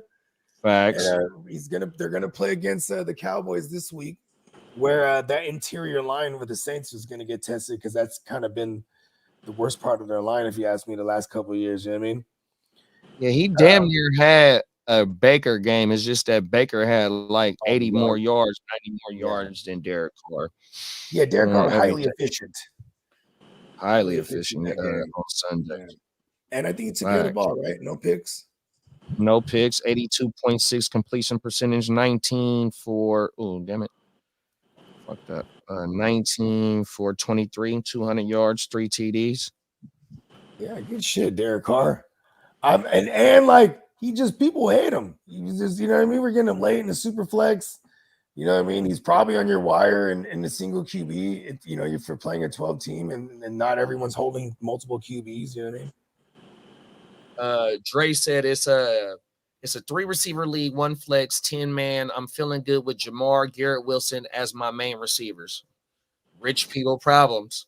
Mm-hmm. AKA that's a Jim Wealth term right here now, man. Oh, man, rich people problems. You know what I mean? It's good to have, especially in fantasy, man. You know what I mean? Like, and in the 10 teams, if I can get more top heavy every chance I can, I am trying to. Like, you know what I mean? But you know what's the next step? Try to get Lamb or something, right? I mean, like, start packaging up a 3 for 1 and see if I can get Lamb and be my third. Or Rasheed Rice. Rashee Rice, she's probably the murderous third receiver to have in your lineup, right? Like, just the guy's gonna pile up hella receptions, and he's connected to Mahomes. Yeah, because you know, like, look, he said his top 2 is Chase and Garrett Wilson, so 2 number 1s on their teams, and you know that should see high volume at targets. That's what I'm looking for. You know what I mean? If I can get a third Chris Godwin or Rasheed Rice or some, where you're gonna get the PPR action as a floor, like that's the type of third receiver I'm looking for. 100%. Ear to the street said wide receiver Jawan Jennings with an ankle and guard Aaron Banks bruised calf will be dated. Percent. Shout out to Brandon. Oh, shout out to Brandon Howman. If you're new to the channel, man, we appreciate you for pulling up and tapping in. Make sure you like this. Go ahead, drop a like on the live, man, and get subscribed, man. If you ain't subscribed, he says Texans led the NFL in rushing and have Mixon is the leading fucking halfback. Texans after week 1, yeah. I mean, unless Jordan, well, how many yards did Jordan Mason put up? That is a great. Oh yeah, no, he put emoji. Put up like $150 something, right? What? Right, no facts. And then he got first and then shout out to Dre. Dre's still up in here. He said this is my starting lineup. He said he got Josh Allen, IPOC, K9, Jamar, GW, Godwin, Kelsey, and in his flex he got Olave. I'm stacked. Yeah, you are. You got the QB1. You got some solid running backs. You got some great receivers. You got arguably the tight end 1. And I will say with 10-team leagues, the reason why I like to try to 2-for-1 trades and get top heavy as possible is because in 10-team leagues, everyone should be stacked and it's about decision making. So if I can get top heavy where I just have these all must start guys somehow, you don't have to do anything every week. You know what I mean? Yeah. 10-team leagues is all about the decision making, right? You know what I mean? Facts. Unfortunately, he's probably doing the old kicker and defense. Mm-hmm. That's also a big key. Fucking Chris Boswell and fucking Jake Moody winning. Moody is a Monday night guy. That's how I preach it. I was like, Monday night Moody. Damn, bro. And the Bears with fucking almost 40 points. Fuck. Well, everything as a team total defense. Get the fuck out of here. Peacock. Shout out to Big Bro, the sponsor of the show, man. PeacockMerch.com. Big Bro said overreaction attraction to the Chargers backfield. We kind of covered this a little bit earlier, but yeah, I'm gonna give him the traction to I'm gonna give here's my new answer. I'm gonna give the traction to JK, but I'm gonna try to flip him to someone that's overreacting off of JK, like, oh my god, he's be the guy, like he's back into that guy. But I do if you have JK on your team, you 100% drafted him in a double-digit round. So if you don't need him and he's a luxury piece right now, or if you're a guy that waited on running backs like me, where I have a decent amount of Jordan Mason and I have some JKs sprinkled in there, like it's because I was just shitty with the running backs. I waited. You know what I mean? Like happy as fuck when I got those guys right now. Everything I just got Pacheco and Olave. I traded Rice and James Cook for them. I'm not mad at that. Not too bad. Yeah, because I think a lot, to get to IPOC, I think that's what the trade was for. Because I like Rice better than see IPOC is getting all the red zone carries down there 100%. I mean James Cook, we seen what the Stallion did in the red zone on Sunday 100%, and that ain't going nowhere. So yeah. I ain't mad at that for sure, bro. Cook ain't getting no touchdowns for you. We need him to get all the receptions though, man, or else he's gonna be one of those mid-range running backs that I was targeting a lot this year. That I was banking on him getting close to 80 grabs here. I don't think he's pacing right now. This is a great one. I like this one.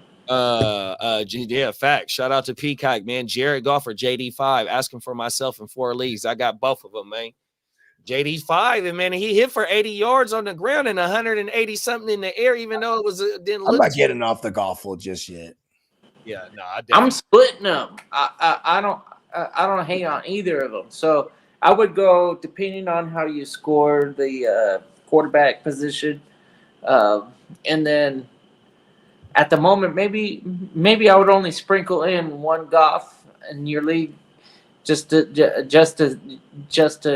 toy with the idea that JD5 is an actual dude out there, because I did call him for the Rookie of the Year, and I still think that my bold prediction is good. The the golf will take is he's a solid floor. You know, I love the Lions, and I always preach that. It's like if you could take a guy from the Lions or the Texans, then roll with it. But JD5 is awfully enticing. Yeah, and what's so fucked up about JD5 is they ran him 16 times on Sunday, bro. Even though he hit for them 88 yards, bro, that's a fucking lot to have, and a lot of that was by design. He only needs to average was it by design? 58 yards a game. He's gonna hit that well, and that's my bold prediction that he's gonna hit for 1,000 on the ground.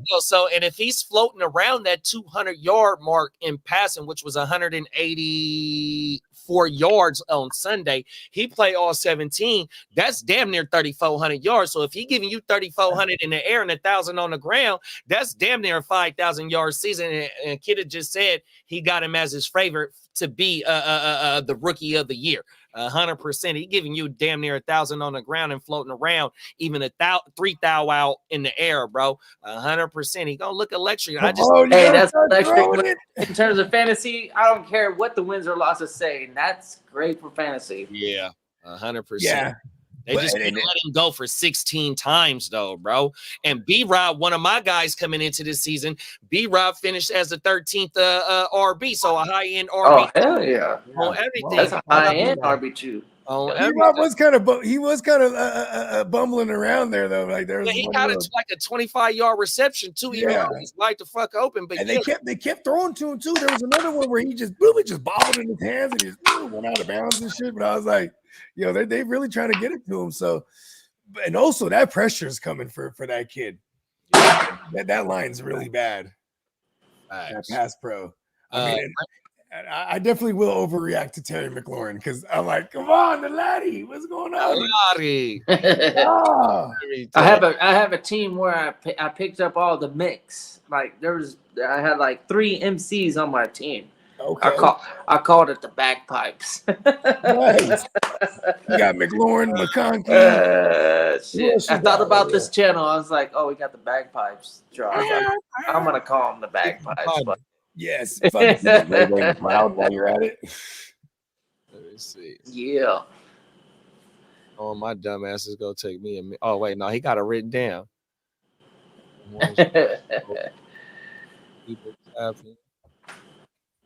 Here we go.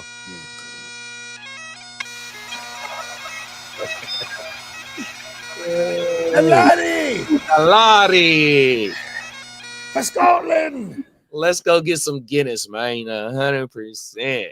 Oh, don't tempt me. Do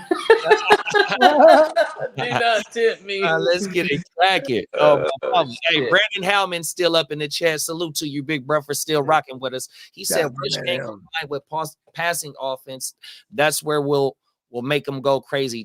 Defenses can't scheme or cheat." He's talking about the Texans' offense right there. Yeah, for real. 100%. Dre still up in the chat. Shout out to Dre. He said, "Yeah, bro, I was down 20 points with Moody as my last player, and this motherfucker got 26 points." Come on, let's go.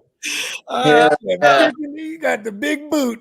Oh, my mama. And then Peacock doubling back on Brandon's point, over 200 yards as a team for rushing for Houston on Sunday, man. Talk about it. Let's get it. Thanks a lot. The Houston. Come on now, facts. Hey, Houston stock market is, oh my mother.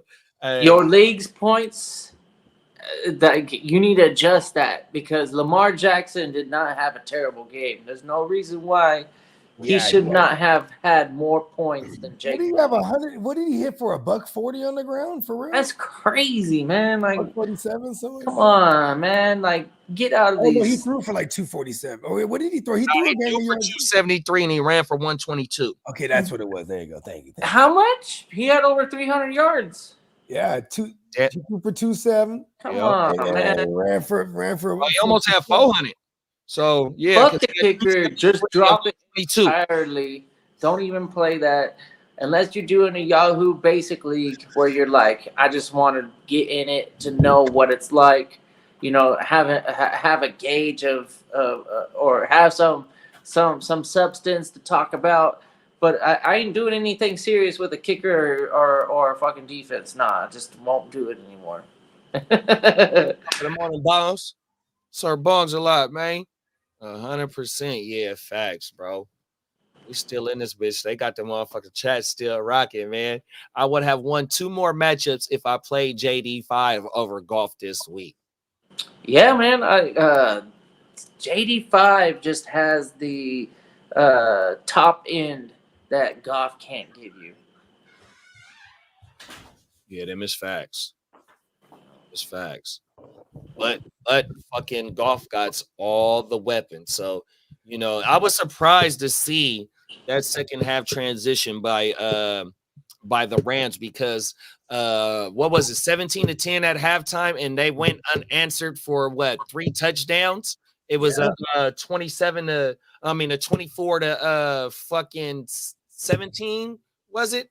Yeah. I want to say they had 2 unscored touchdowns for sure.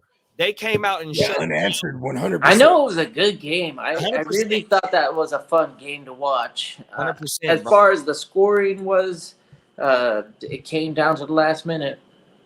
It was a competitive game. To tie it in regulation, left like 10 or 20 seconds on the clock.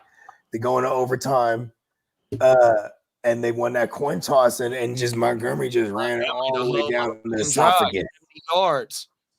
Yeah, they went pretty much. Monty won the game, and they gave the game ball to JMO. They're like, "Hey, here you go." I mean, you know what it is too, because for that kid, this is big for that kid. It's his first week 1 game. He does look like a kid too. Yeah, he looked. That motherfucker looked like a little boy out there. I'm like, oh shit. Am I getting old, or is this just like one of those things where we get like, I gotta get used to it? Yeah, we're just, we're in our late 30s. You know what I mean? And I'm about to be 40 this year, so I remember playing fantasy football when the motherfuckers was my age. I'm like, yeah, you know what I'm saying? Like, I feel that way with ball players, baseball players, where I'm like, oh shit, because I can't play ball like that no more. But 5 years ago, I was playing ball pretty good, and then I would look at these kids coming up, and I'm like, whoa, the fuck, that kid looks like one of the guys I just struck out today. I'm like, there's no way. I'm like, nah, hell no. Okay, well, it is what it is. They made it because they're way better than me. And I am older than I think I am. Damn it! You know what's crazy? Whenever I be dropping the kids off at school and I see some of these kids, I'm like, damn man, I swear we looked older when I was in high school. Like, you know what I mean? Like I see some. Oh, right. High school is crazy. You do have the opposite ends of the conversation though. It's like you got the one group that is like, God damn, are you still in elementary school? And then you got the other ones with like full beard and shit. You're like, there's no way you're only 16 years old. Hey, we was the facial hair group for sure. We was in that liquor store buying all kind of shit. It was 15. Well, I was buying cigarettes, but that's because I built a relationship with the individual selling them. I don't think I ever looked. Hey, man, shout out to the Easy Mart, man. I grew up on our joint was called the Easy Mart, and like we grew up playing video games in that joint. Back in the days, they always had the arcade machines in the liquor stores. You know what I'm saying? We just in that joint, and you know what I mean? See, this is like, it's kind of smart business. It's a little corrupt, but like, if you're a liquor store owner, you're like, all right, this is the next generation of cigarette and blunt buyers for me. You know what I mean? He was letting us buy them shits. We was like, they gonna run that motherfucker up for us. And when you're in high school, if you ain't getting them yourself, you're getting them some other way. So you're not helping the cause by withholding the sale. You're just hurting your profit. They used to. My corner store, they used to sell. I'm gonna hit up my weed dealer and be like, "Yo, can you give me a fucking eighth of this?" And then fucking And you know what? Just throw in a pack of cigarettes while you're at it. Right. Hey, listen, brother. That used to be the jig too, though. Fools that weren't selling tree, they were selling like Newports for real. Like they buy a carton. Buy singles. They sell singles and shit too. We call them Lucy's. Hell yeah, Lucy's. All right, we got some breaking news. Lee said the Niners star running back Christian McCaffrey is dealing with Achilles tendonitis. So that's not going nowhere. I sold all of them. He's off my hands. I don't got no weight on my shoulders no more. What is it called? What's that thing called? Need some stem cells in that mug, man. Give me some Right. You take the stem cell. Hey, in Mexico. Where's the nearest place to get some stem His cells? ass with some HGH, you'll be all right. There you Fuck go. it. Oh, my mama. Dre said in the chat, he want to know how y'all teams did. In Sleeper, I went 6-5. Yahoo 1-3, and fucking ESPN 0-1. Oh, my mama. So I'm a little under 500 in what is that? 11, fucking 15, 16 leagues. I got 26 leagues. I won 19-7 in week 1. Pretty good. But those 7 losses, I deserved each and every one of them. So my dynasty did not do very well. I only won 2 out of the 6, but the ones that I did win, I won with conviction, highest point score, and then the redraft, I won them all. And then in best ball, I think I was probably like 80%. Yeah, because how many baseball teams you got this year? Like 20-something? 25. 25? Okay. Yeah, I won probably like 80. I'd have to go back and get an accurate number, but it's somewhere between like 70-80%. Yeah, well, you know what? You got 25 shots at the big money, so Facts. don't be mad at that. Yeah. Fucking Sir Bongs a lot has hit that shit right on the head. Pause. Buying Lucy's and asking random people to go ahead, man. Can you go get me a pack of Swishers? That's a real street move, right Shoulder there. tapping. I'm so You're on the street, bro. Hey, shout out to Sir Bongs, man. 100%. OG, hey, OG, I need you to go get me. Yeah. Hey, and you know what's cold? be doing that still today. Yeah. Back in the days, bro, they used to get them little kids, right? They used to be like the police. They would hire these kids to go out there and get fools for shoulder tapping. Like they'd be like, "Excuse me, sir, can you buy me a grape Swisher?" And you go, "Oh yeah, why not, kid?" Then they come out, the boys is there, bro. Both my parents, they were smokers, so I was able to go to middle school with two cigarettes. And then you best believe I was calling a little bit of change on top of the, involvement, because I would come up, light up, and then before fucking first period started, I was already up like $2 or $3, and I had already got my nicotine fucking filled, dude. I was like fucking 12, 13 years old, dude. It only took 2 cigarettes for me to get loaded. My dad always smoked Marlboro Lights, so I never stole cigarettes from him. Oh no, we got the Reds in my house. We were doing Marlboro Reds until I introduced, because at one point my parents realized it's like, oh, okay, yeah, he smoked cigarettes, and then I introduced them to the Camel Turkish series. So I used to drop down the Turkish Gold, and then they were like, okay, and they had a couple of them, and they were like, this is good cigarette. I remember when I used to bum cigarettes, and you look around, right? As a kid, you're looking around, you're like, okay, that white dude, he definitely has Camel no filters, right? My brother over there, he got a Newport. You know what I'm saying? You seen the Vietnameses over there? They got Reds, 555s. You know what I mean? I definitely didn't fuck with the menthols ever. I just couldn't do it. That like in my fucking mouth was not like that. Did not. That's feel what I miss good. about cigarettes. I don't miss cigarettes. Period. But me neither. Every once in a while I do. And I was drunk. I had a cigarette when we were in Vegas. Las Vegas. I was more tempted to have a cigarette over a joint, and there was weed all over the place, and I'm like, nah. But I saw that pack of cigarettes, and I was like, oh. It took a lot of self-control to not grab one, but I didn't smoke anything. I was like, okay, I don't need that shit.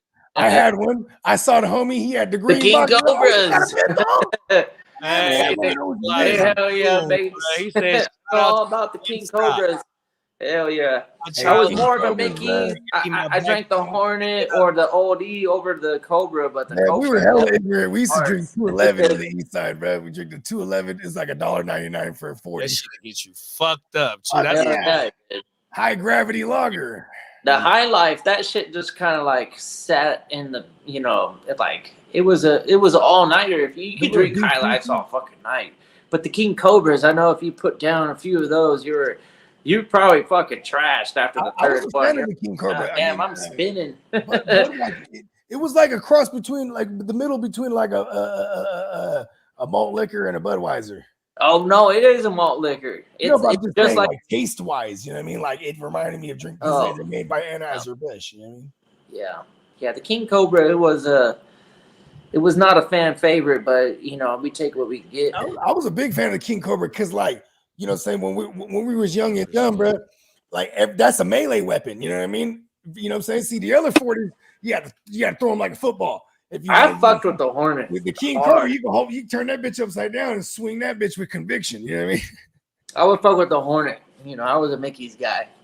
Okay. Always Mickey's. Yeah, that Mickey's. That's what they drink in my community back in them days. They was Hell on yeah. the motherfucking Mickey's with the little grenade looking Yeah, the glass little bottle. grenade. Oh, the little grenades went Yeah, hard. my You mama. didn't have to sacrifice the the 40 takes a, you know, unless you're thirsty, like it took a little while for the 40 to go down, and by the time you're finishing it off, it might not have been cold no more. But the barrels, yeah, that was the college parties. College parties had it lit because they bought the barrels instead of the 40s. But when you're in high school, you got the 40s and shit. You just running away with whatever you can get. Man, you might have been like in high school. It might have been like me and the homie on a 40. Like if we only had a couple dollars to scrape up. Like we're drinking this 40. Hell yeah! And you know what you did afterwards? You fucking shot it with the fucking pellet gun. You were like, pow, pow, pow, pow.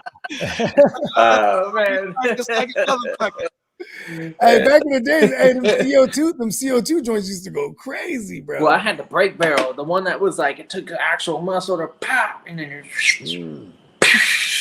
the thing was accurate too. I swear, I was in a field of bunny rabbits. Bunny rabbits fuck like bunnies, right? So there's like a field of just rabbits everywhere.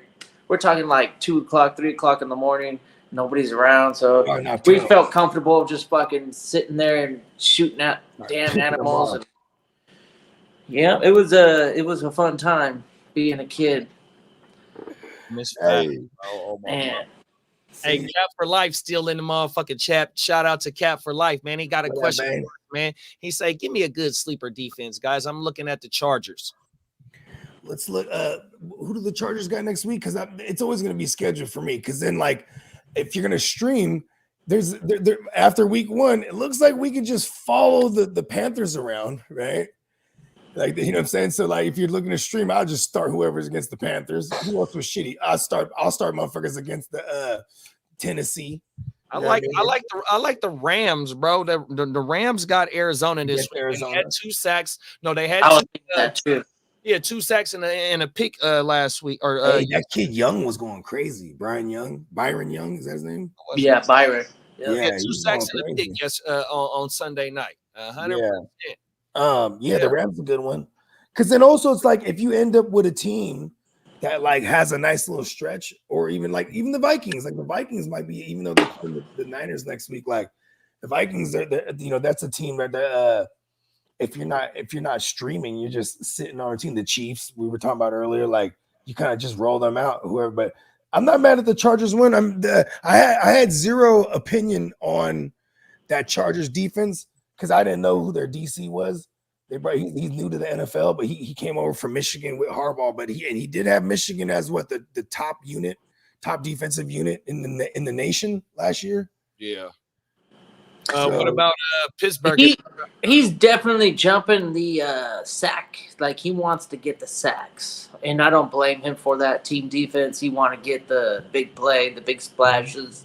With those edge on the rushers. Browns. I think the Browns is someone we could pick on with sacks because their offensive line is horrendous. The Bengals too. Joe Burrow is going to take a couple to the ass. You know what I mean? Yeah, that's nice. Like where I'm not scared of the points that they're going to score versus like the opportunities I can get to get points. You know what I mean? And for the Bears defense to save the Bears week, because since Caleb didn't really do too much, Houston plays the Bears. Does Houston show that they have a shutdown defense against this rookie quarterback and one of their top picks out, Roma Dunze? So will they be able to limit Chicago this week?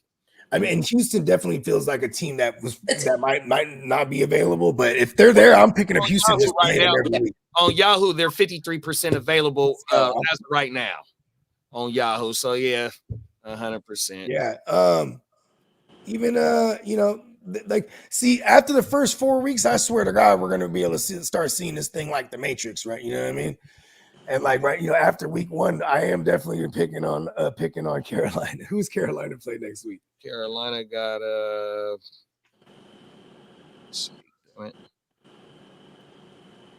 Carolina got the Chargers. That's why they asked. Oh, there it is. Bong. See, look at that. All right, there you go. I didn't even know I answered this That's question. a good play.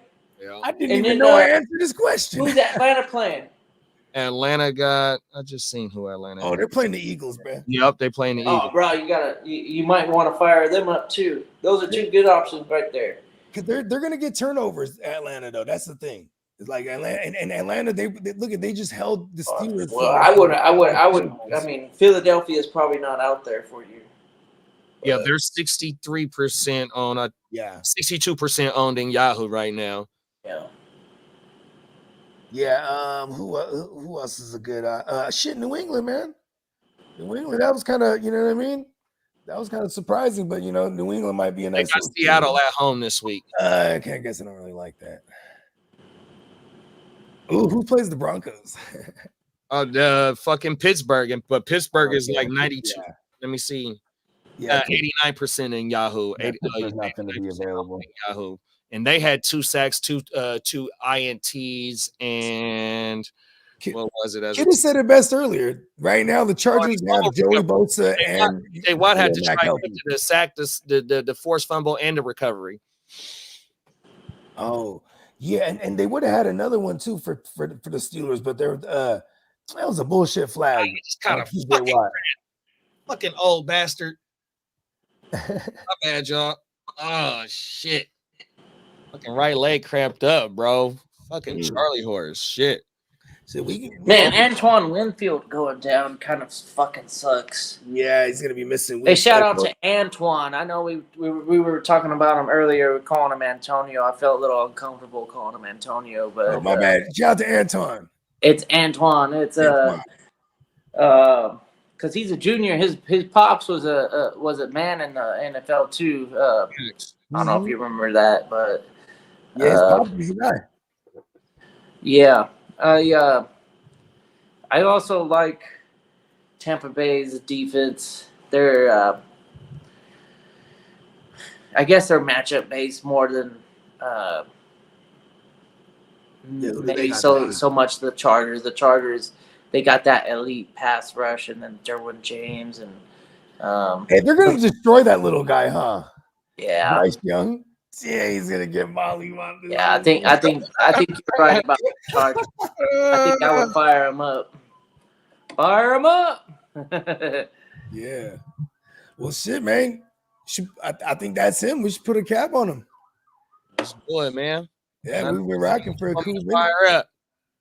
You know what I mean? What song you want me to fire up, big bro? You know what? Man, Dealer's Choice. Dealer's Choice. Yeah. I'm gonna go to the same one that I like. Well, man, it's a couple. Yeah, man. Fuck it. I'm going with my favorite, bro. Let's go. Yeah. But yeah, appreciate My bad, big bro. My bad. No, I was just gonna say, man, shout out to everybody tuning in. Hey. You know what I mean? Be on the lookout for the H-Town Huddle tomorrow night. Thursday, Playmaker Watch Party. And Friday mornings, we're back at you with a Wake Your Game Up. You know what I mean? Come on. Saturday mornings, OJ and a blunt for breakfast on the Heart to Start.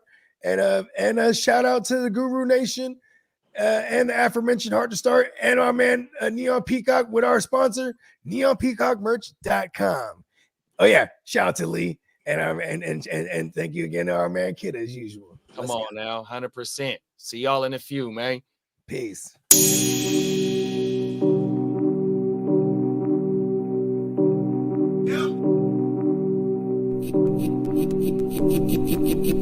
Eureka. We make plays every day, yeah. We make plays every day, yeah. We make plays every day, yeah. We make plays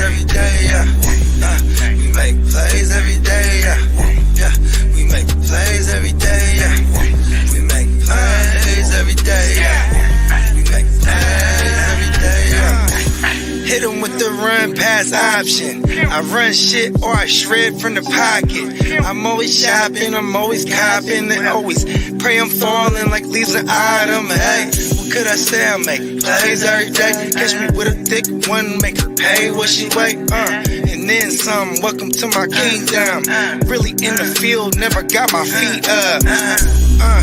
Go hard, push a hard line. Yeah, been around, peep the archives. Yeah, off top, it's a long grind. You don't need to watch to see that it's hard time. Yeah, I'm counting chips, finna take the chip. You counterfeits, better pay attention. I'm about a chick, catch me in my bag. Sunday to Sunday, living that. We make plays every day, yeah. Yeah, we make plays every day, yeah. We make plays every day, yeah. We make plays every day, yeah. We make plays every day, yeah. Yeah, we make plays every day, yeah. We make plays every day, yeah. We make plays every day, yeah. Could be one sitting in the pocket. I like to dip and dunk, but I rock it. Money, money, money is a topic. Win, win, win.